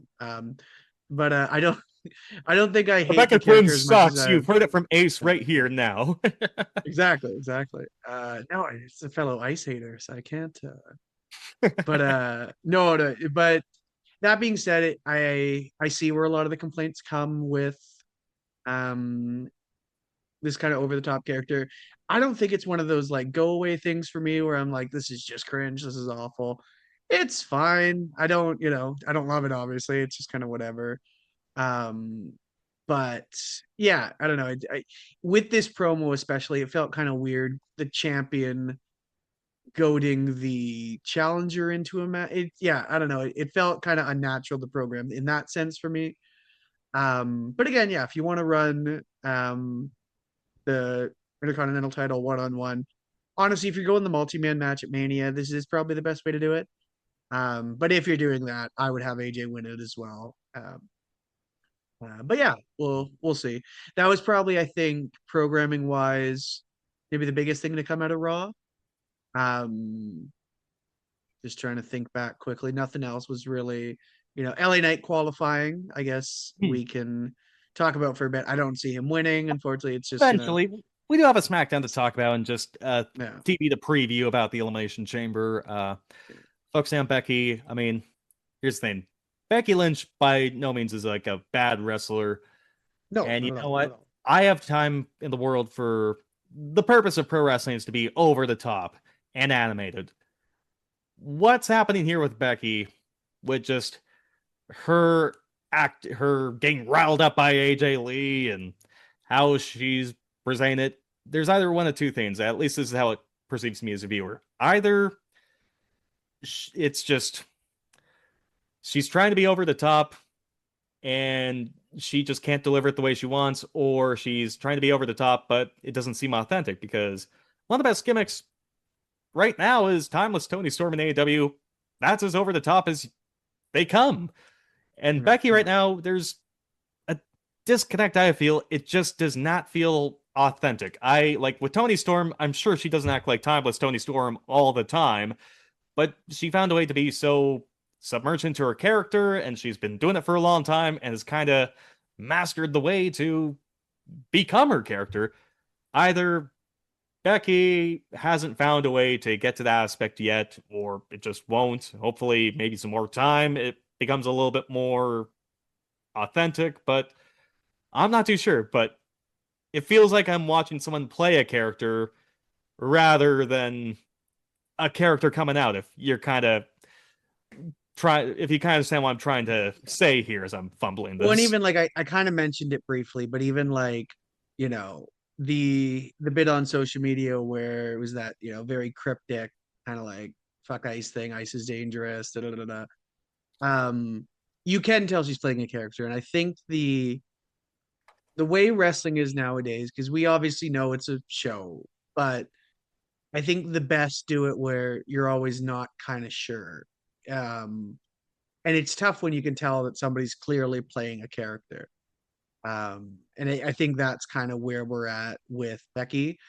I think it works for a lot of the other wrestlers because it's just, them normally, and then they can act kind of however outside. But with Becky, it's such a night and day difference because when you see her on those, on real programs, she's acting nothing like her character is. A guy like a Logan Paul, for instance, he's going to be a Logan Paul wherever the fuck he is, right? Whether he's backstage talking to Paul Heyman, whether he's out there on weekly TV, he's, for better or worse, he is himself. And I totally believe everything he's doing out there. That's just, where with Becky, I think the tough part is you can see her playing a character. And yeah, I think in this day and age now, the best need to be able to kind of translate their off-screen life. Honestly, maybe even just as much as their on-screen life, The big example we always talk about is, when we were watching wrestling as a kid, you didn't see these guys 24/7. Like with the internet now, if you choose, you can consume yourself with whatever a wrestler is up to. You can follow them while they post on their Instagram story from the airport. You can, like the photo they post at the restaurant of the fucking teppanyaki grill. Like you can see these guys 24/7, and you can watch all their, we have such an exposure to them. It's You almost need to be constantly working to have a social media. Um, so I think that's the tough part with a lot of these kind of exposure shows of exposing the business where, you know, they always say the best characters are just you turned up to 11, right? And I think that is one of the downsides with Becky is just the fact that you're like, okay, well, no, she's a lot nicer in real life, great for her. I'm glad to hear she's a good person, obviously, but it can, you know, in turn affect character work sometimes. Mm-hmm. Going to SmackDown, main event. Cody Rhodes is alluded to. He's going to be in the Elimination Chamber match to determine who's going to be the number one contender for the WWE Championship. Basically, Drew McIntyre, our favorite losing loser who does nothing but lose. He was smart. I love this character work of Drew McIntyre because the qualifier match is Cody Rhodes, Jacob Fatu, and Sami Zayn. The only one who's more of a losing loser who does nothing but lose, more than Drew McIntyre, is Sami Zayn because he just beat him. So Drew McIntyre is trying to make sure Sami wins this match. Poor Sami still doesn't win. But Cody wins. Jacob is screwed. I'm still not big on Drew just being the champion going into Mania, but it feels like this is what they're going on with. Yeah. I get the sense that Cody, this Elimination Chamber is his to lose. I hope that this is, if anything, if the options were given, at least this is a three-way match with Jacob Fatu included. I've heard the argument say, oh, if Jacob's just in the match and, Cody wins the chamber, it just makes the chamber gimmick pointless. And to that point, I said, they've broken these kind of gimmicks for almost the entire time of WWE. I mean, most recently, Edge won the Royal Rumble in 2021, and he was challenging Roman Reigns for I think that was Universal Championship, and Bryan Danielson's in the match somehow, some way. Or 2004, Chris Benoit wins the Royal Rumble, and then Shawn Michaels just kicks him in the face and signs the contract. So this has been done many a times. I don't know. It's we'll see. I mean, I don't know. I've made my opinion. I won't be redundant. I've made my opinions known on Drew being the champion this window. I just say hopefully it's just a three-way match if Drew's going to be the champion going in. Yeah, I'm starting to lose a little bit more faith, I think, with the direction of the world title, or I should say the undisputed WWE title going into Mania. The more I see it, the more I just think it's just going to be Cody, and there's somehow going to put Fatu in there, or worse, it's just going to be Cody, and they're just going to run the match back, and it's just going to be Cody winning it, and then we're just going to kind of be right back to where we were before the Germany Raw or the Germany SmackDown, where he won it in the first place. I will say, as far as triple threats go, I've seen, to kind of segue a little bit, going back to what we were talking about prior, I've seen I won't say a lot, but I've seen some memes, maybe more so, pitching it with Balor, Roman, and Punk. And I kind of want to kibosh that before anybody thinks that's even remotely a possibility. Because it's not only is it not happening, I really don't think it should. Not even remotely should happen. I've seen some comparisons to the Yes movement, and it's just nothing against Finn. It's just he hasn't fucking won anything in years. You're not that cares? Guy. Who cares? I don't think there's enough fan support behind a guy like that to argue putting him in this match. Like a guy like Sammy had that, you could argue going into 39, where it was like, fuck, should we just do a triple threat? No, we want a classic Rhodes, and there's an argument to be made there. I remember at one point I thought even like Sammy was so fucking over at that point. Yes, Balor's not on that level. Love the guy, but he is nowhere near that. Like I know Sammy's not a spring chicken, but Finn's been around for ages, and he's in his 40s. If there's Yeah. someone like Braun Breaker or Trick who's young and up and coming, sure. No, he's 40. Who can possibly care? This is the one match with any real intrigue. Why is this an argument? Yeah. So if you're going to run a triple threat, I would definitely do it with the WWE Championship over on SmackDown. Um, and it's not even like I do really like Cody. It's nothing against him. It's just I've seen this now for, you know, maybe this is how we end up. I know they never capitalized, obviously this year, or sorry, I guess last year now they did with Cena turning heel. It's going to get to a point where if you keep doing it, they are going to naturally turn on him. And I mean, one of the whole reasons that Cody came over to to WWE, I should say, in 2022 was that this dude wanted to be the babyface. He wanted to be the guy, and he knew that, hey, this is never going to happen in AEW. He was dumb to paint himself into a corner and say, I'm not going to win the world championship ever. That was a stupid decision because now he's put himself as that ultimate gatekeeper before somebody can get to that upper echelons of the world title. And you've kind of fucked yourself because you shot yourself in the foot where either you're beating all these guys and now you're holding young dudes back, or you're just fucking losing. And what's the point for you being there? Yeah. So the whole reason he came was because he didn't want to have to be this weird heelish kind of Homelander type, whatever you want to call it.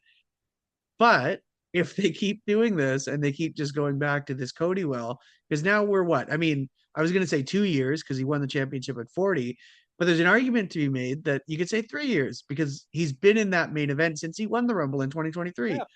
And his whole kind of run, because after the Seth feud, he gets injured right away. And then he comes back and he's automatically in the main event. And he's never really worked outside of that now. Yeah. And it's going to get to a point where I think people are going to turn on him. Maybe it'll stay like the way it was with Cena, and they'll always have, certain supporters, which I get. Probably. But Yeah, it's, I get it. I think the part yeah, with Cody, it's like they reheated the corpse of Drew McIntyre for this. yeah. And this is a guy he's already beaten many times. Hmm. And if Jacob Fatu, maybe, again, there's an argument, maybe, okay, he could face Jacob Fatu. I don't think the fans are going to cheer for Cody over Jacob Fatu because, again, Jacob Fatu is new. And WWE fans are told that moments matter more than anything. Your WrestleMania moment. Oh, you're there for this first time thing. And Cody has finished the story before. Cody has won championships before. And he's doing it against Drew McIntyre, who he's beaten over and over. And yeah, we haven't seen Punk and Roman. Keep it that way. Yeah, no. This three-way, I mean, I don't know, we'll see. There could be changes. You never know with the way ticket sales are. And we'll get to that in a little bit. But yeah. Speaking of, I was going to say, speaking of changes, I'm sure you saw the reports coming out this week too, but apparently a lot of the executives in WWE are not huge on all these changes We'll being get to made. that. I think we'll get to Yeah. that in a little bit. I think this all ties into like the ticket sales Mm. portions of things that we'll get Yes. to. One last SmackDown note. I don't know, just because it's still deciding, okay, where's the Women's World Championship scene gonna go? I watched SmackDown. Watch this match specifically. Jade Cargill defending the Women's Championship against Jordan Grace. And you know what? Jordan Grace is just a super duper talent. She got the best match out of Jade that you can get out of Jade, quite frankly. A lot of back and forth action. Last, I think, 10 minutes or just a little bit under. But I'm looking at this. God bless Jade. I still am sort of in my belief that she just shouldn't be the champion going into this WrestleMania season. There's no Naomi. There's no Bianca. There's no old stories to pay off. And when the crowd was watching this, they were more interested in seeing Dominic Mysterio eat chicken nuggets than this women's championship match. And Jordan Grace, like nothing against Liv Morgan, a fine worker. Jordan Grace is far better. And I think she got the best match she could have Jade. If it's Liv Morgan, Jade Cargill at WrestleMania, I think it's going to die a death. And I don't know if there's a plan I don't think there's a plan B in the works right now, at least from what I can see. No, yeah, me personally, I don't not see her challenging Stephanie Becker.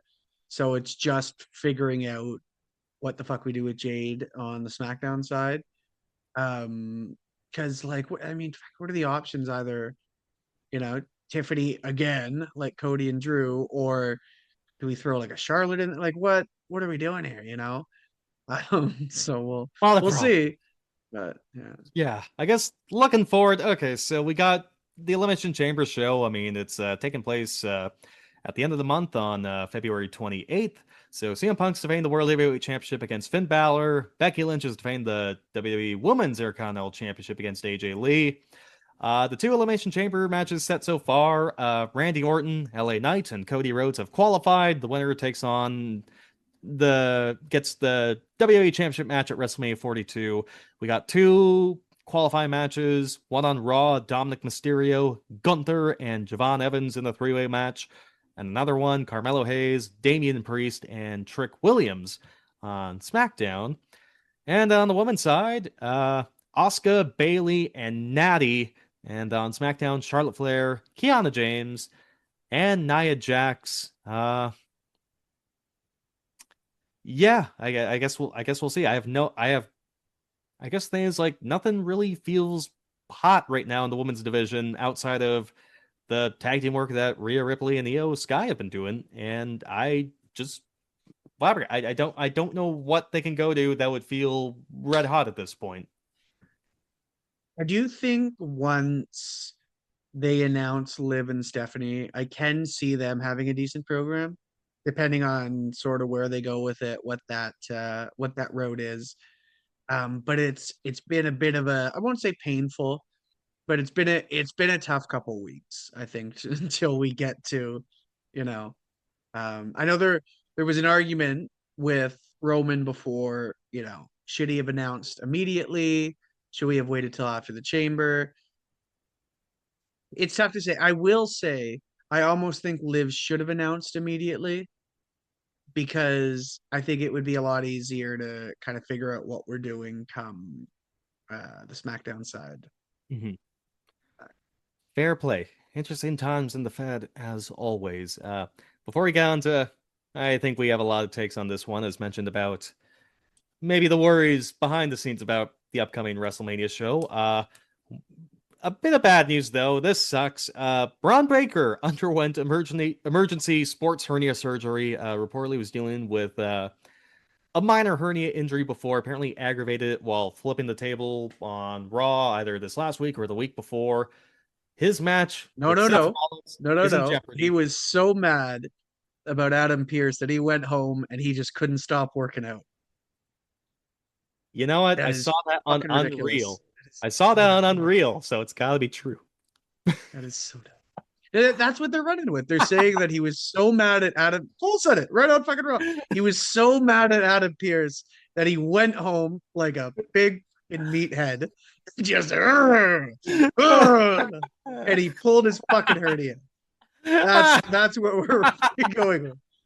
It's ridiculous. I kind of like it, actually. I'm not gonna lie. Adam, you fucking alcoholic prick. I imagine I was squeezing his neck, and next thing you know, yeah, why not? Fucking. I guess you can't. I don't know. I guess it makes him look bad to say that he flipped the table and he fucking. But just be honest. I don't know. Like, or just say nothing. Why do you have to say that he went on? Like, just say during an incident, you know, like. I mean, I guess if fans are gonna ask, "Oh, how did this happen?" You see, here's the thing. Just say working out. Don't say he's mad at, you know. Okay, Cody, when he tore his pec, they said Cody was working out and he tore his pec, which actually happened. It wasn't like, oh, Cody was so mad at Seth, you know, after he said, welcome to the big leagues, bitch. He went, oh, and he was doing a chest. And next thing you know, oh, brother, no. Like, no, it's fucking stupid. I don't know. Maybe it's a little endearing, but. You're right. You're absolutely right. Ridiculous. He was so mad at his general manager for not letting him run amok because that's what these boys are doing. They're dickheads. They run around in this fucking kayfabe. They run around the show just being big pricks. And Adam said, "No, no, no, don't be a prick." And he said, "Oh, but I like being a prick." So he went home and he fucking was clanging and banging with the 24-inch pythons, and he pulled his fucking hernia. I feel bad making light of it because it is, well wishes to him, and that sucks. I hope a speedy recovery. I But hope just he's the fucking yeah. I hope he has a speedy recovery. I hope he can laugh at this too. But you know what? You know what you gotta do? We talked about wrestling should be fun. If WWE still believes that they can be fun deep down, as soon as Braun Breaker is healthy, you need to create some fake security video of Braun lifting his weights, and then you see him when he tears his sports hernia and he sells it. I think that would pay it off for me. I think we need to see when he comes back. Let's say he's attacking Seth or something. Seth's back too. They're about to beat him up. And then there needs to be one thing where Braun, they're gonna put him through the announce table. So Braun goes to flip it. And then you think he's gonna flip it, and then instead he just clears it off and they throw him on it. And he's like, ah, and then they have Logan fucking frog splash him or something. Because that wink, wink, nudge, nudge. Yeah, But just I loved the idea of him at his home gym at 5 a.m. Just can't stop, living rent free in that big fucking dumb meat fucking head is. He's not counting his that reps. Adam Cole. He's not counting his reps and sets, brother. He's just supposed to just do 12, but it was just Adam, you son of a bitch. But then he's wanted to run amok. He's going to clear the table, and then on Real, Triple H is just going to go, yeah, so we got the word out, of course, that he flipped his table, and that's how he tore his sports hernia. We knew the fans were going to think he was going to try that again, and that's how we got him. You love to work him, or whatever. Fuck, it's so stupid. What a goon. Just what a dumb goon. I'm sure he did. I'm sure he went. I'm sure he had a lovely career. He was an NCAA athlete. He was a good football player. A goon. So mad at Adam Pearce, the most incompetent general manager in the history of Monday Night Raw. And he was so mad at that, where he just, instead of writing a letter, instead of maybe going to Triple H and talking about it and saying, boss, something has to be done, he's working off that steam in the gym, and he's so mad that he fucking pulls his hernia. He didn't even have any carbs before either. No, yeah. Forgot to drink water, forgot to... he didn't go to the sweat it all out. Yeah. But yeah, so this feud's fucking cursed. Seth and Braun, this is fucking insane, actually. Such bad luck. I feel like, all kidding aside, I do feel really bad because they both just can't. I almost want to say it's time to ditch division, because what is it now? It's Bronson Reed, Logan Paul, and Austin Theory. And nothing against Paul Heyman. Oh my god. And Paul Heyman. The main character. Oh my god, dude. This started off so hot. It started off, and it's just devolved into. To be fair, it's not all their fault. They've been handed some shit luck. Shit happens. I can't help but think, and I don't believe in curses. But I can't help but think that some of this is fucking karma for trying to work the boys before SummerSlam.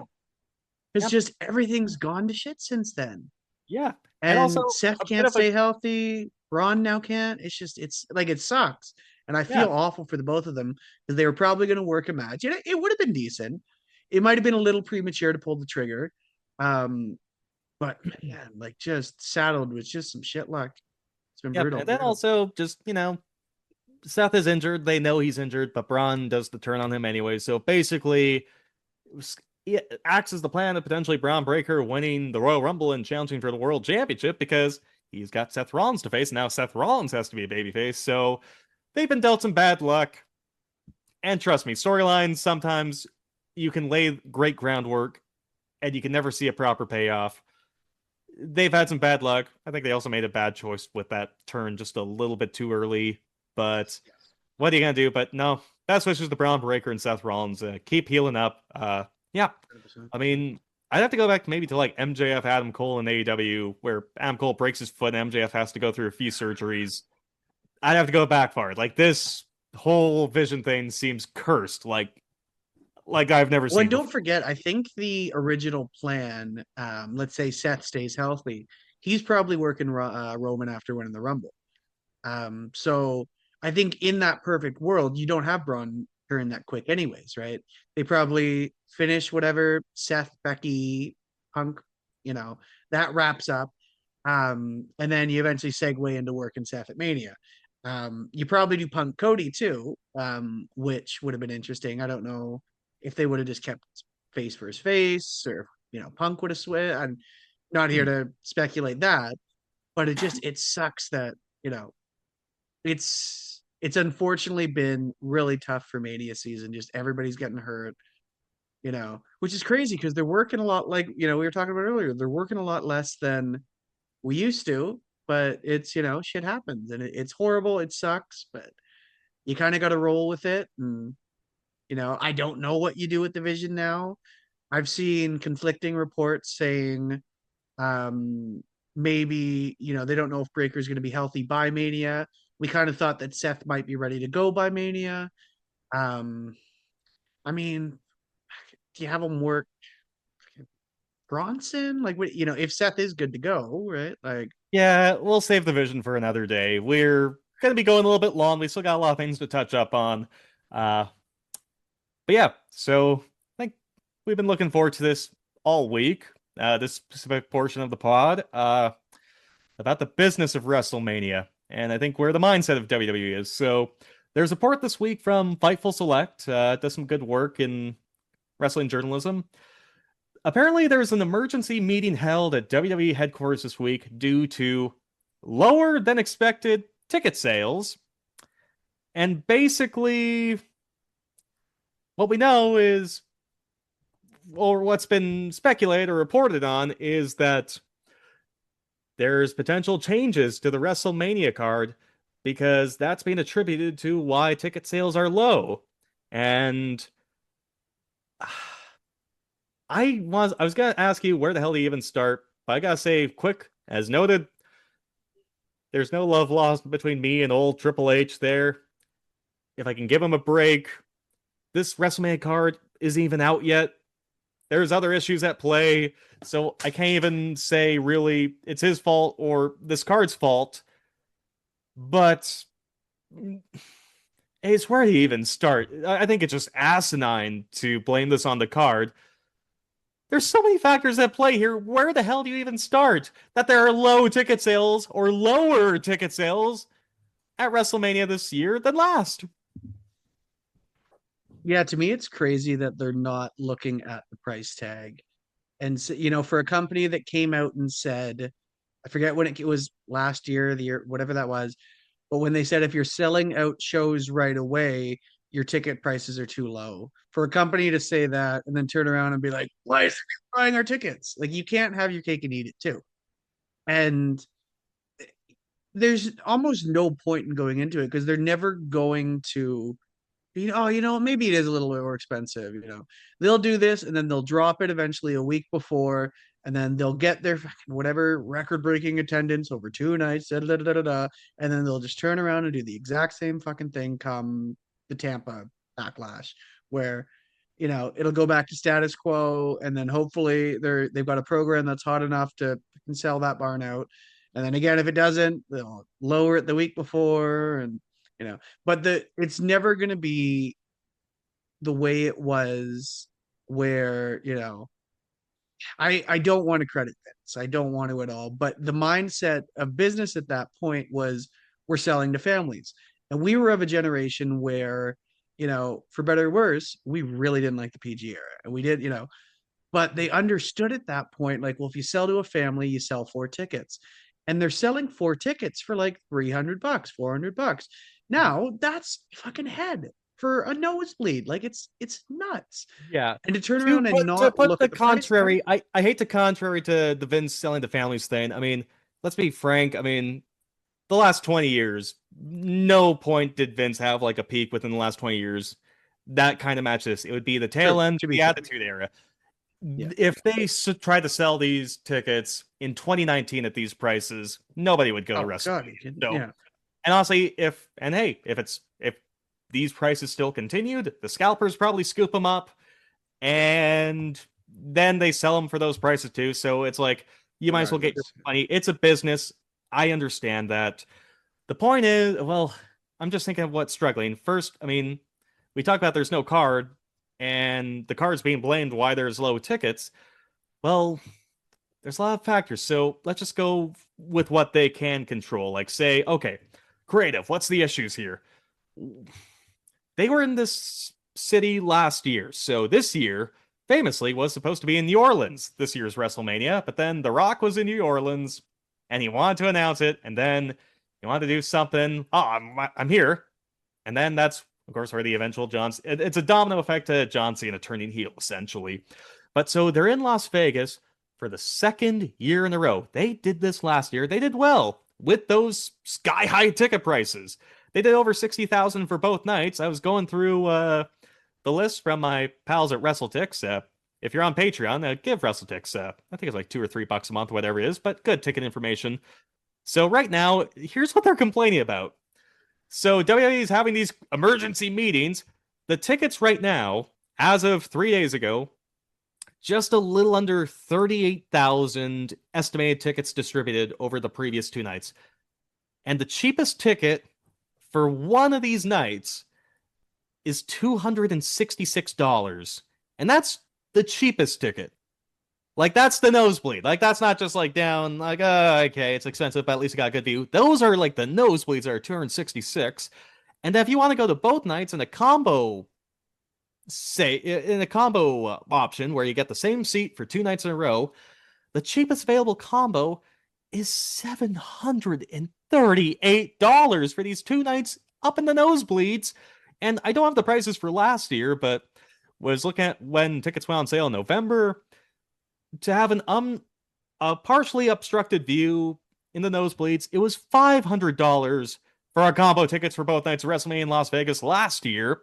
And at this point last year, around the same time, they had over 44,000 tickets distributed. So there's having these emergency meetings, and they're only about 7,000 behind what they previously were. And it's quite frankly a miracle that you've had 37,000 people pay tickets for both these nights with these prices in this scenario, because Las Vegas isn't cheap anymore.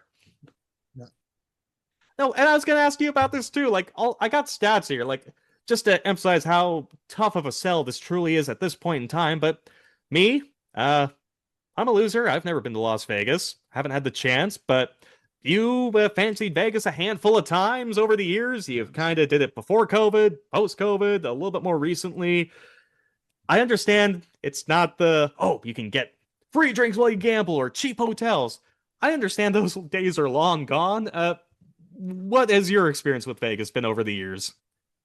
Yeah, I mean, and this isn't even in a wrestling aspect, but just, a lot of people are talking about that where like people aren't going to Vegas anymore. It's tough too, because for a country that it's been getting very political recently, there's a lot less travelers just going to the United States, and with everything going on, and with people not going, a lot of European wrestling fans, a lot of Canadians that would otherwise travel to Mania, who just aren't now. Now I know Mania last year came just a couple months after the news with the tariffs, and but you can chalk a lot of that up to people start buying tickets in November, right? Is usually when they'll go on sale. So a lot of trips were already planned, and I think you almost have to look at that, international influx. It's probably taken a toll on some of these ticket sales. But yeah, it's the price is just it's crazy, man. And in general, I know they've talked about like how do we get people to Vegas? How do we, and when it's not happening, I don't know. Yeah, because here's The Vegas. answer's right there, and they're not fucking saying it. They're not going to do it because they're not going to want to lower their ticket prices, and it's a harder sell because last year it's the same place and Las Vegas is expensive, and fewer people are going this go around. And last year you had an advantage because it was John Cena's last WrestleMania, and then all of a sudden The Rock showed up to kind of put a corkscrew through the plan. So there's the thoughts, okay, maybe The Rock is going to be there. Travis Scott was, but not The Rock. But so there's not even that. There's definitely no, unless like a miracle happens, there's no Rock. There's definitely no John Cena. What else is there on the creative side? And also just the folks who are traveling. So these are numbers from the Las Vegas Convention and Visitors Authority. So here are some of the drops in terms of just like the airport alone. There are 55 million passengers that went through Harry Reid Airport in Las Vegas in 2025. 55 million passengers, down from 5.9% the previous year, which granted was a record year, but still, you're down 5.9%. And specifically about Canada, there's a lot of Canadians that like to go down to Vegas. WestJet's passenger total for going from Canada to Las Vegas fell 28% year over year. Air Canada's 22%. And then just for tourism alone, I mean, 38.5 million visit Las Vegas in 2025, down from 7.5% the previous year. Hotel occupancy, 80.3%, down 3.3%. So it's just not many folks are going, and say, of course, Canadians may not be wanting to go because, hey, a lot of sketchy stuff going on in the United States right now, and also there's a trade war, and because of this trade war, a lot of stuff has gone up, like the cost of living, goods and services have gone up, less money to play around with. You're in an expensive city, these tickets are expensive, and also it's hard to plan because, say, okay, tickets drop maybe in 2 months, then hotels and flights are up because you're trying to make these plans a week or two in advance. And so, what do you expect here? I mean, if you have a hot product, I mean, if your product is hot enough, folks will come, but it's not, and you went back to this place for the second year in a row that's expensive in a time where international travel's down. And also, for speaking of the Europeans, you know what's going on in the United States this year? The World Cup! An event that folks in Europe will always travel to. And so if they're going to the United States once this year, it's probably going to be for the World Cup. So just a perfect storm of everything that could go wrong will go wrong in terms of trying to sell this WrestleMania. And they're trying to find out what's the reason. And they're not acknowledging the reasons. Like, if you really want to fill this stadium, lower the prices ahead of time and give people a chance to travel down, but they're going to want to have their cake and eat it too. And if we got time, I got a rant on this. Blocking out establishments from playing WrestleMania for the folks who aren't going to get tickets. Yeah, it's wild. The other thing I really wanted to touch on quick before you get into that, I don't want to compare it because it's different. So I was in Vegas in 22 for Double or Nothing. It's not WrestleMania. It's, a different time, much smaller barn. So it's just in T-Mobile, right? So a lot less seats. But for club seats, I think we were paid because we got pretty good seats. We got box seats, and I remember, like, it's funny. I remember at that point thinking it was a little expensive because it was like 350, 400 American but I mean, like, they're great seats, right smack dab in the middle, for like $400. And now for the worst seat at WrestleMania, if you want to see the full show both days, that's 700 for an obstructed view in a place that's already going to sell 60,000 tickets each night. And it's you said it too, the answer's right there. It's the pricing for it, but they don't want to lower it because then if they lower it, they can't brag about how great the fucking gate is and how it's the most earningest WrestleMania in WrestleMania's history, and we're on fire right now. Da, da, da, da, da. So Watch the show, brother. Yep. No, it's annoying. And yeah, I mean, like, we were victims of the dynamic pricing too. I remember when we went to Survivor Series in Vancouver, I thought it was going to be a day one sellout because it had been 20 years since more than 20 years since Vancouver had a pay-per-view. And so we all had our limits. We're buying for 4 tickets. So basically for 4 seats together along the aisle in the upper corners of the lower bowl, it was about $1,200 or so for 4 tickets. And I went back and we got dab smack right at the beginning of pre-sale. And I went back in the line just for funsies. Oh, wonder what it's like now. And it wasn't day one sellout because they're doing dynamic pricing. The same seats we had the row behind us, it became those 4 seats for $2,700 because, oh, they're selling, so we got to jack up those prices, brother. And in comparison, so we got 6 of us going for, and again, it's AEW, not WWE. It's the more popular brand, but we're in the club sections at Rogers Arena along the aisle, 6 seats, not 4, but 6, for about $1,200 as well. And we get sections with separate concessions and washrooms from the rest of the building. And we get a little bit more of a better view. And there's 6 of us, not 4 of us, for the same price. So, again, if you got a hot product, they'll sell, but you gotta be ready to lower way ahead of time, especially if folks are traveling, because WrestleMania is just not WrestleMania. It's like the convention of wrestling that takes place a year. If you've never been, I've been to WrestleMania twice, so it's not just WWE that takes place. You got independent promotions like, say, GCW will be the one that'll throw a lot of shows during WrestleMania weekend. You'll get Defy, a big independent promotion in Seattle. Used to have Ring of Honor, would always go there before it went under, and, well, was going to go under before Tony Khan bought it, and it is what it is now. But then there's also WrestleCon, which is basically a wrestling convention that's non-WWE. Like, WWE has their own thing. I think it's called WWE World now. It used to be called Access when I went there. But you basically have WrestleCon there as well, so I'm sure WWE hates that, but it's almost a way to say, hey, look at all this business. We're bringing all these folks in the wrestling world are following us now. This convention's coming to your city. And I think I'm going to have this go into my rant here about WWE being so desperate to sell these tickets at these prices that they're not going to allow local establishments to broadcast WrestleMania, because there'll be folks that'll travel for WrestleMania a week that either don't want to get tickets for the show or can't afford to, but will still want to watch it with people.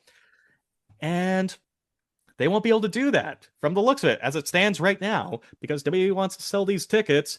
And that sucks because Las Vegas, having these tourism issues, as we've mentioned, they pay WWE either a lot of tax incentives or a large site fee. I can't remember exactly what it is, but WWE had to break their deal with New Orleans because that was supposed to be WrestleMania this year. They got them to break that deal to instead come to Las Vegas to bring these folks in. And anytime there's taxpayer money going involved too, you would hope that the businesses would be able to reap the fruits of that. And if they can't have these watch parties or folks to fill their establishments because they can't show WrestleMania where all these folks are flooding in for, it just sucks for them too. So this is just a bad deal all in all. This is just, God, it is genuinely wild to see the perception of WWE now over this last year. This WrestleMania season, not just creative season, is having issues, but the business outside of it is just perplexing. Like, it's hard to imagine it going any worse than it is right now. To cut in real quick too, like, even kind of to piggyback on you talking about all the independents that kind of follow, even if you just look at the WWE bubble, they run like 9 fucking shows too, because there's the SmackDown before, the Raw after, the Stand and Deliver. You've got the Hall of Fame. You're gonna have your WWE World, like you said, the Access, and a lot of people who, I'm sure there's a lot of people that just travel for Mania, but there's going to be the green shirt guys of the world. There's going to be people that are there for like 5 fucking shows and the roast afterwards that they're going to do. So you're asking people, who might, let's say they're like, oh, well, I want to go to all the little events. They're a little cheaper. I'll go to Raw, I'll go to SmackDown, and then I'll watch WrestleMania poolside at my hotel, where you're not going to get that now. But you're trying to, like, you're getting people to go and 15 grand in for 1 weekend of wrestling. Like, that's insane. I don't know who, like, not to belittle wrestling fans, because I am one, but I don't know who they think their fucking clientele is. Like, we're not all trust fund kids. Like, like, it's insane. It's nuts.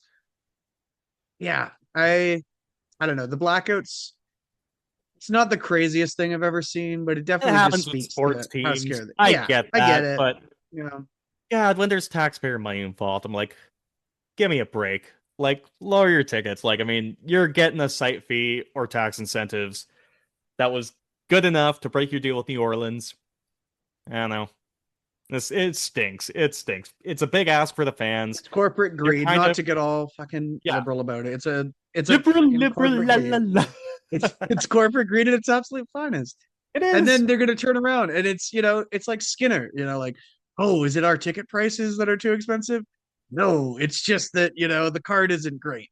Like, let's change it. And then they think, oh, well, maybe if we put LA Knight and Brock Lesnar, maybe that'll get those 50,000. Fuck off. Not to give It's Triple just H a free pass here, but like, give me a break. You can't put this all on the card. Like, ah.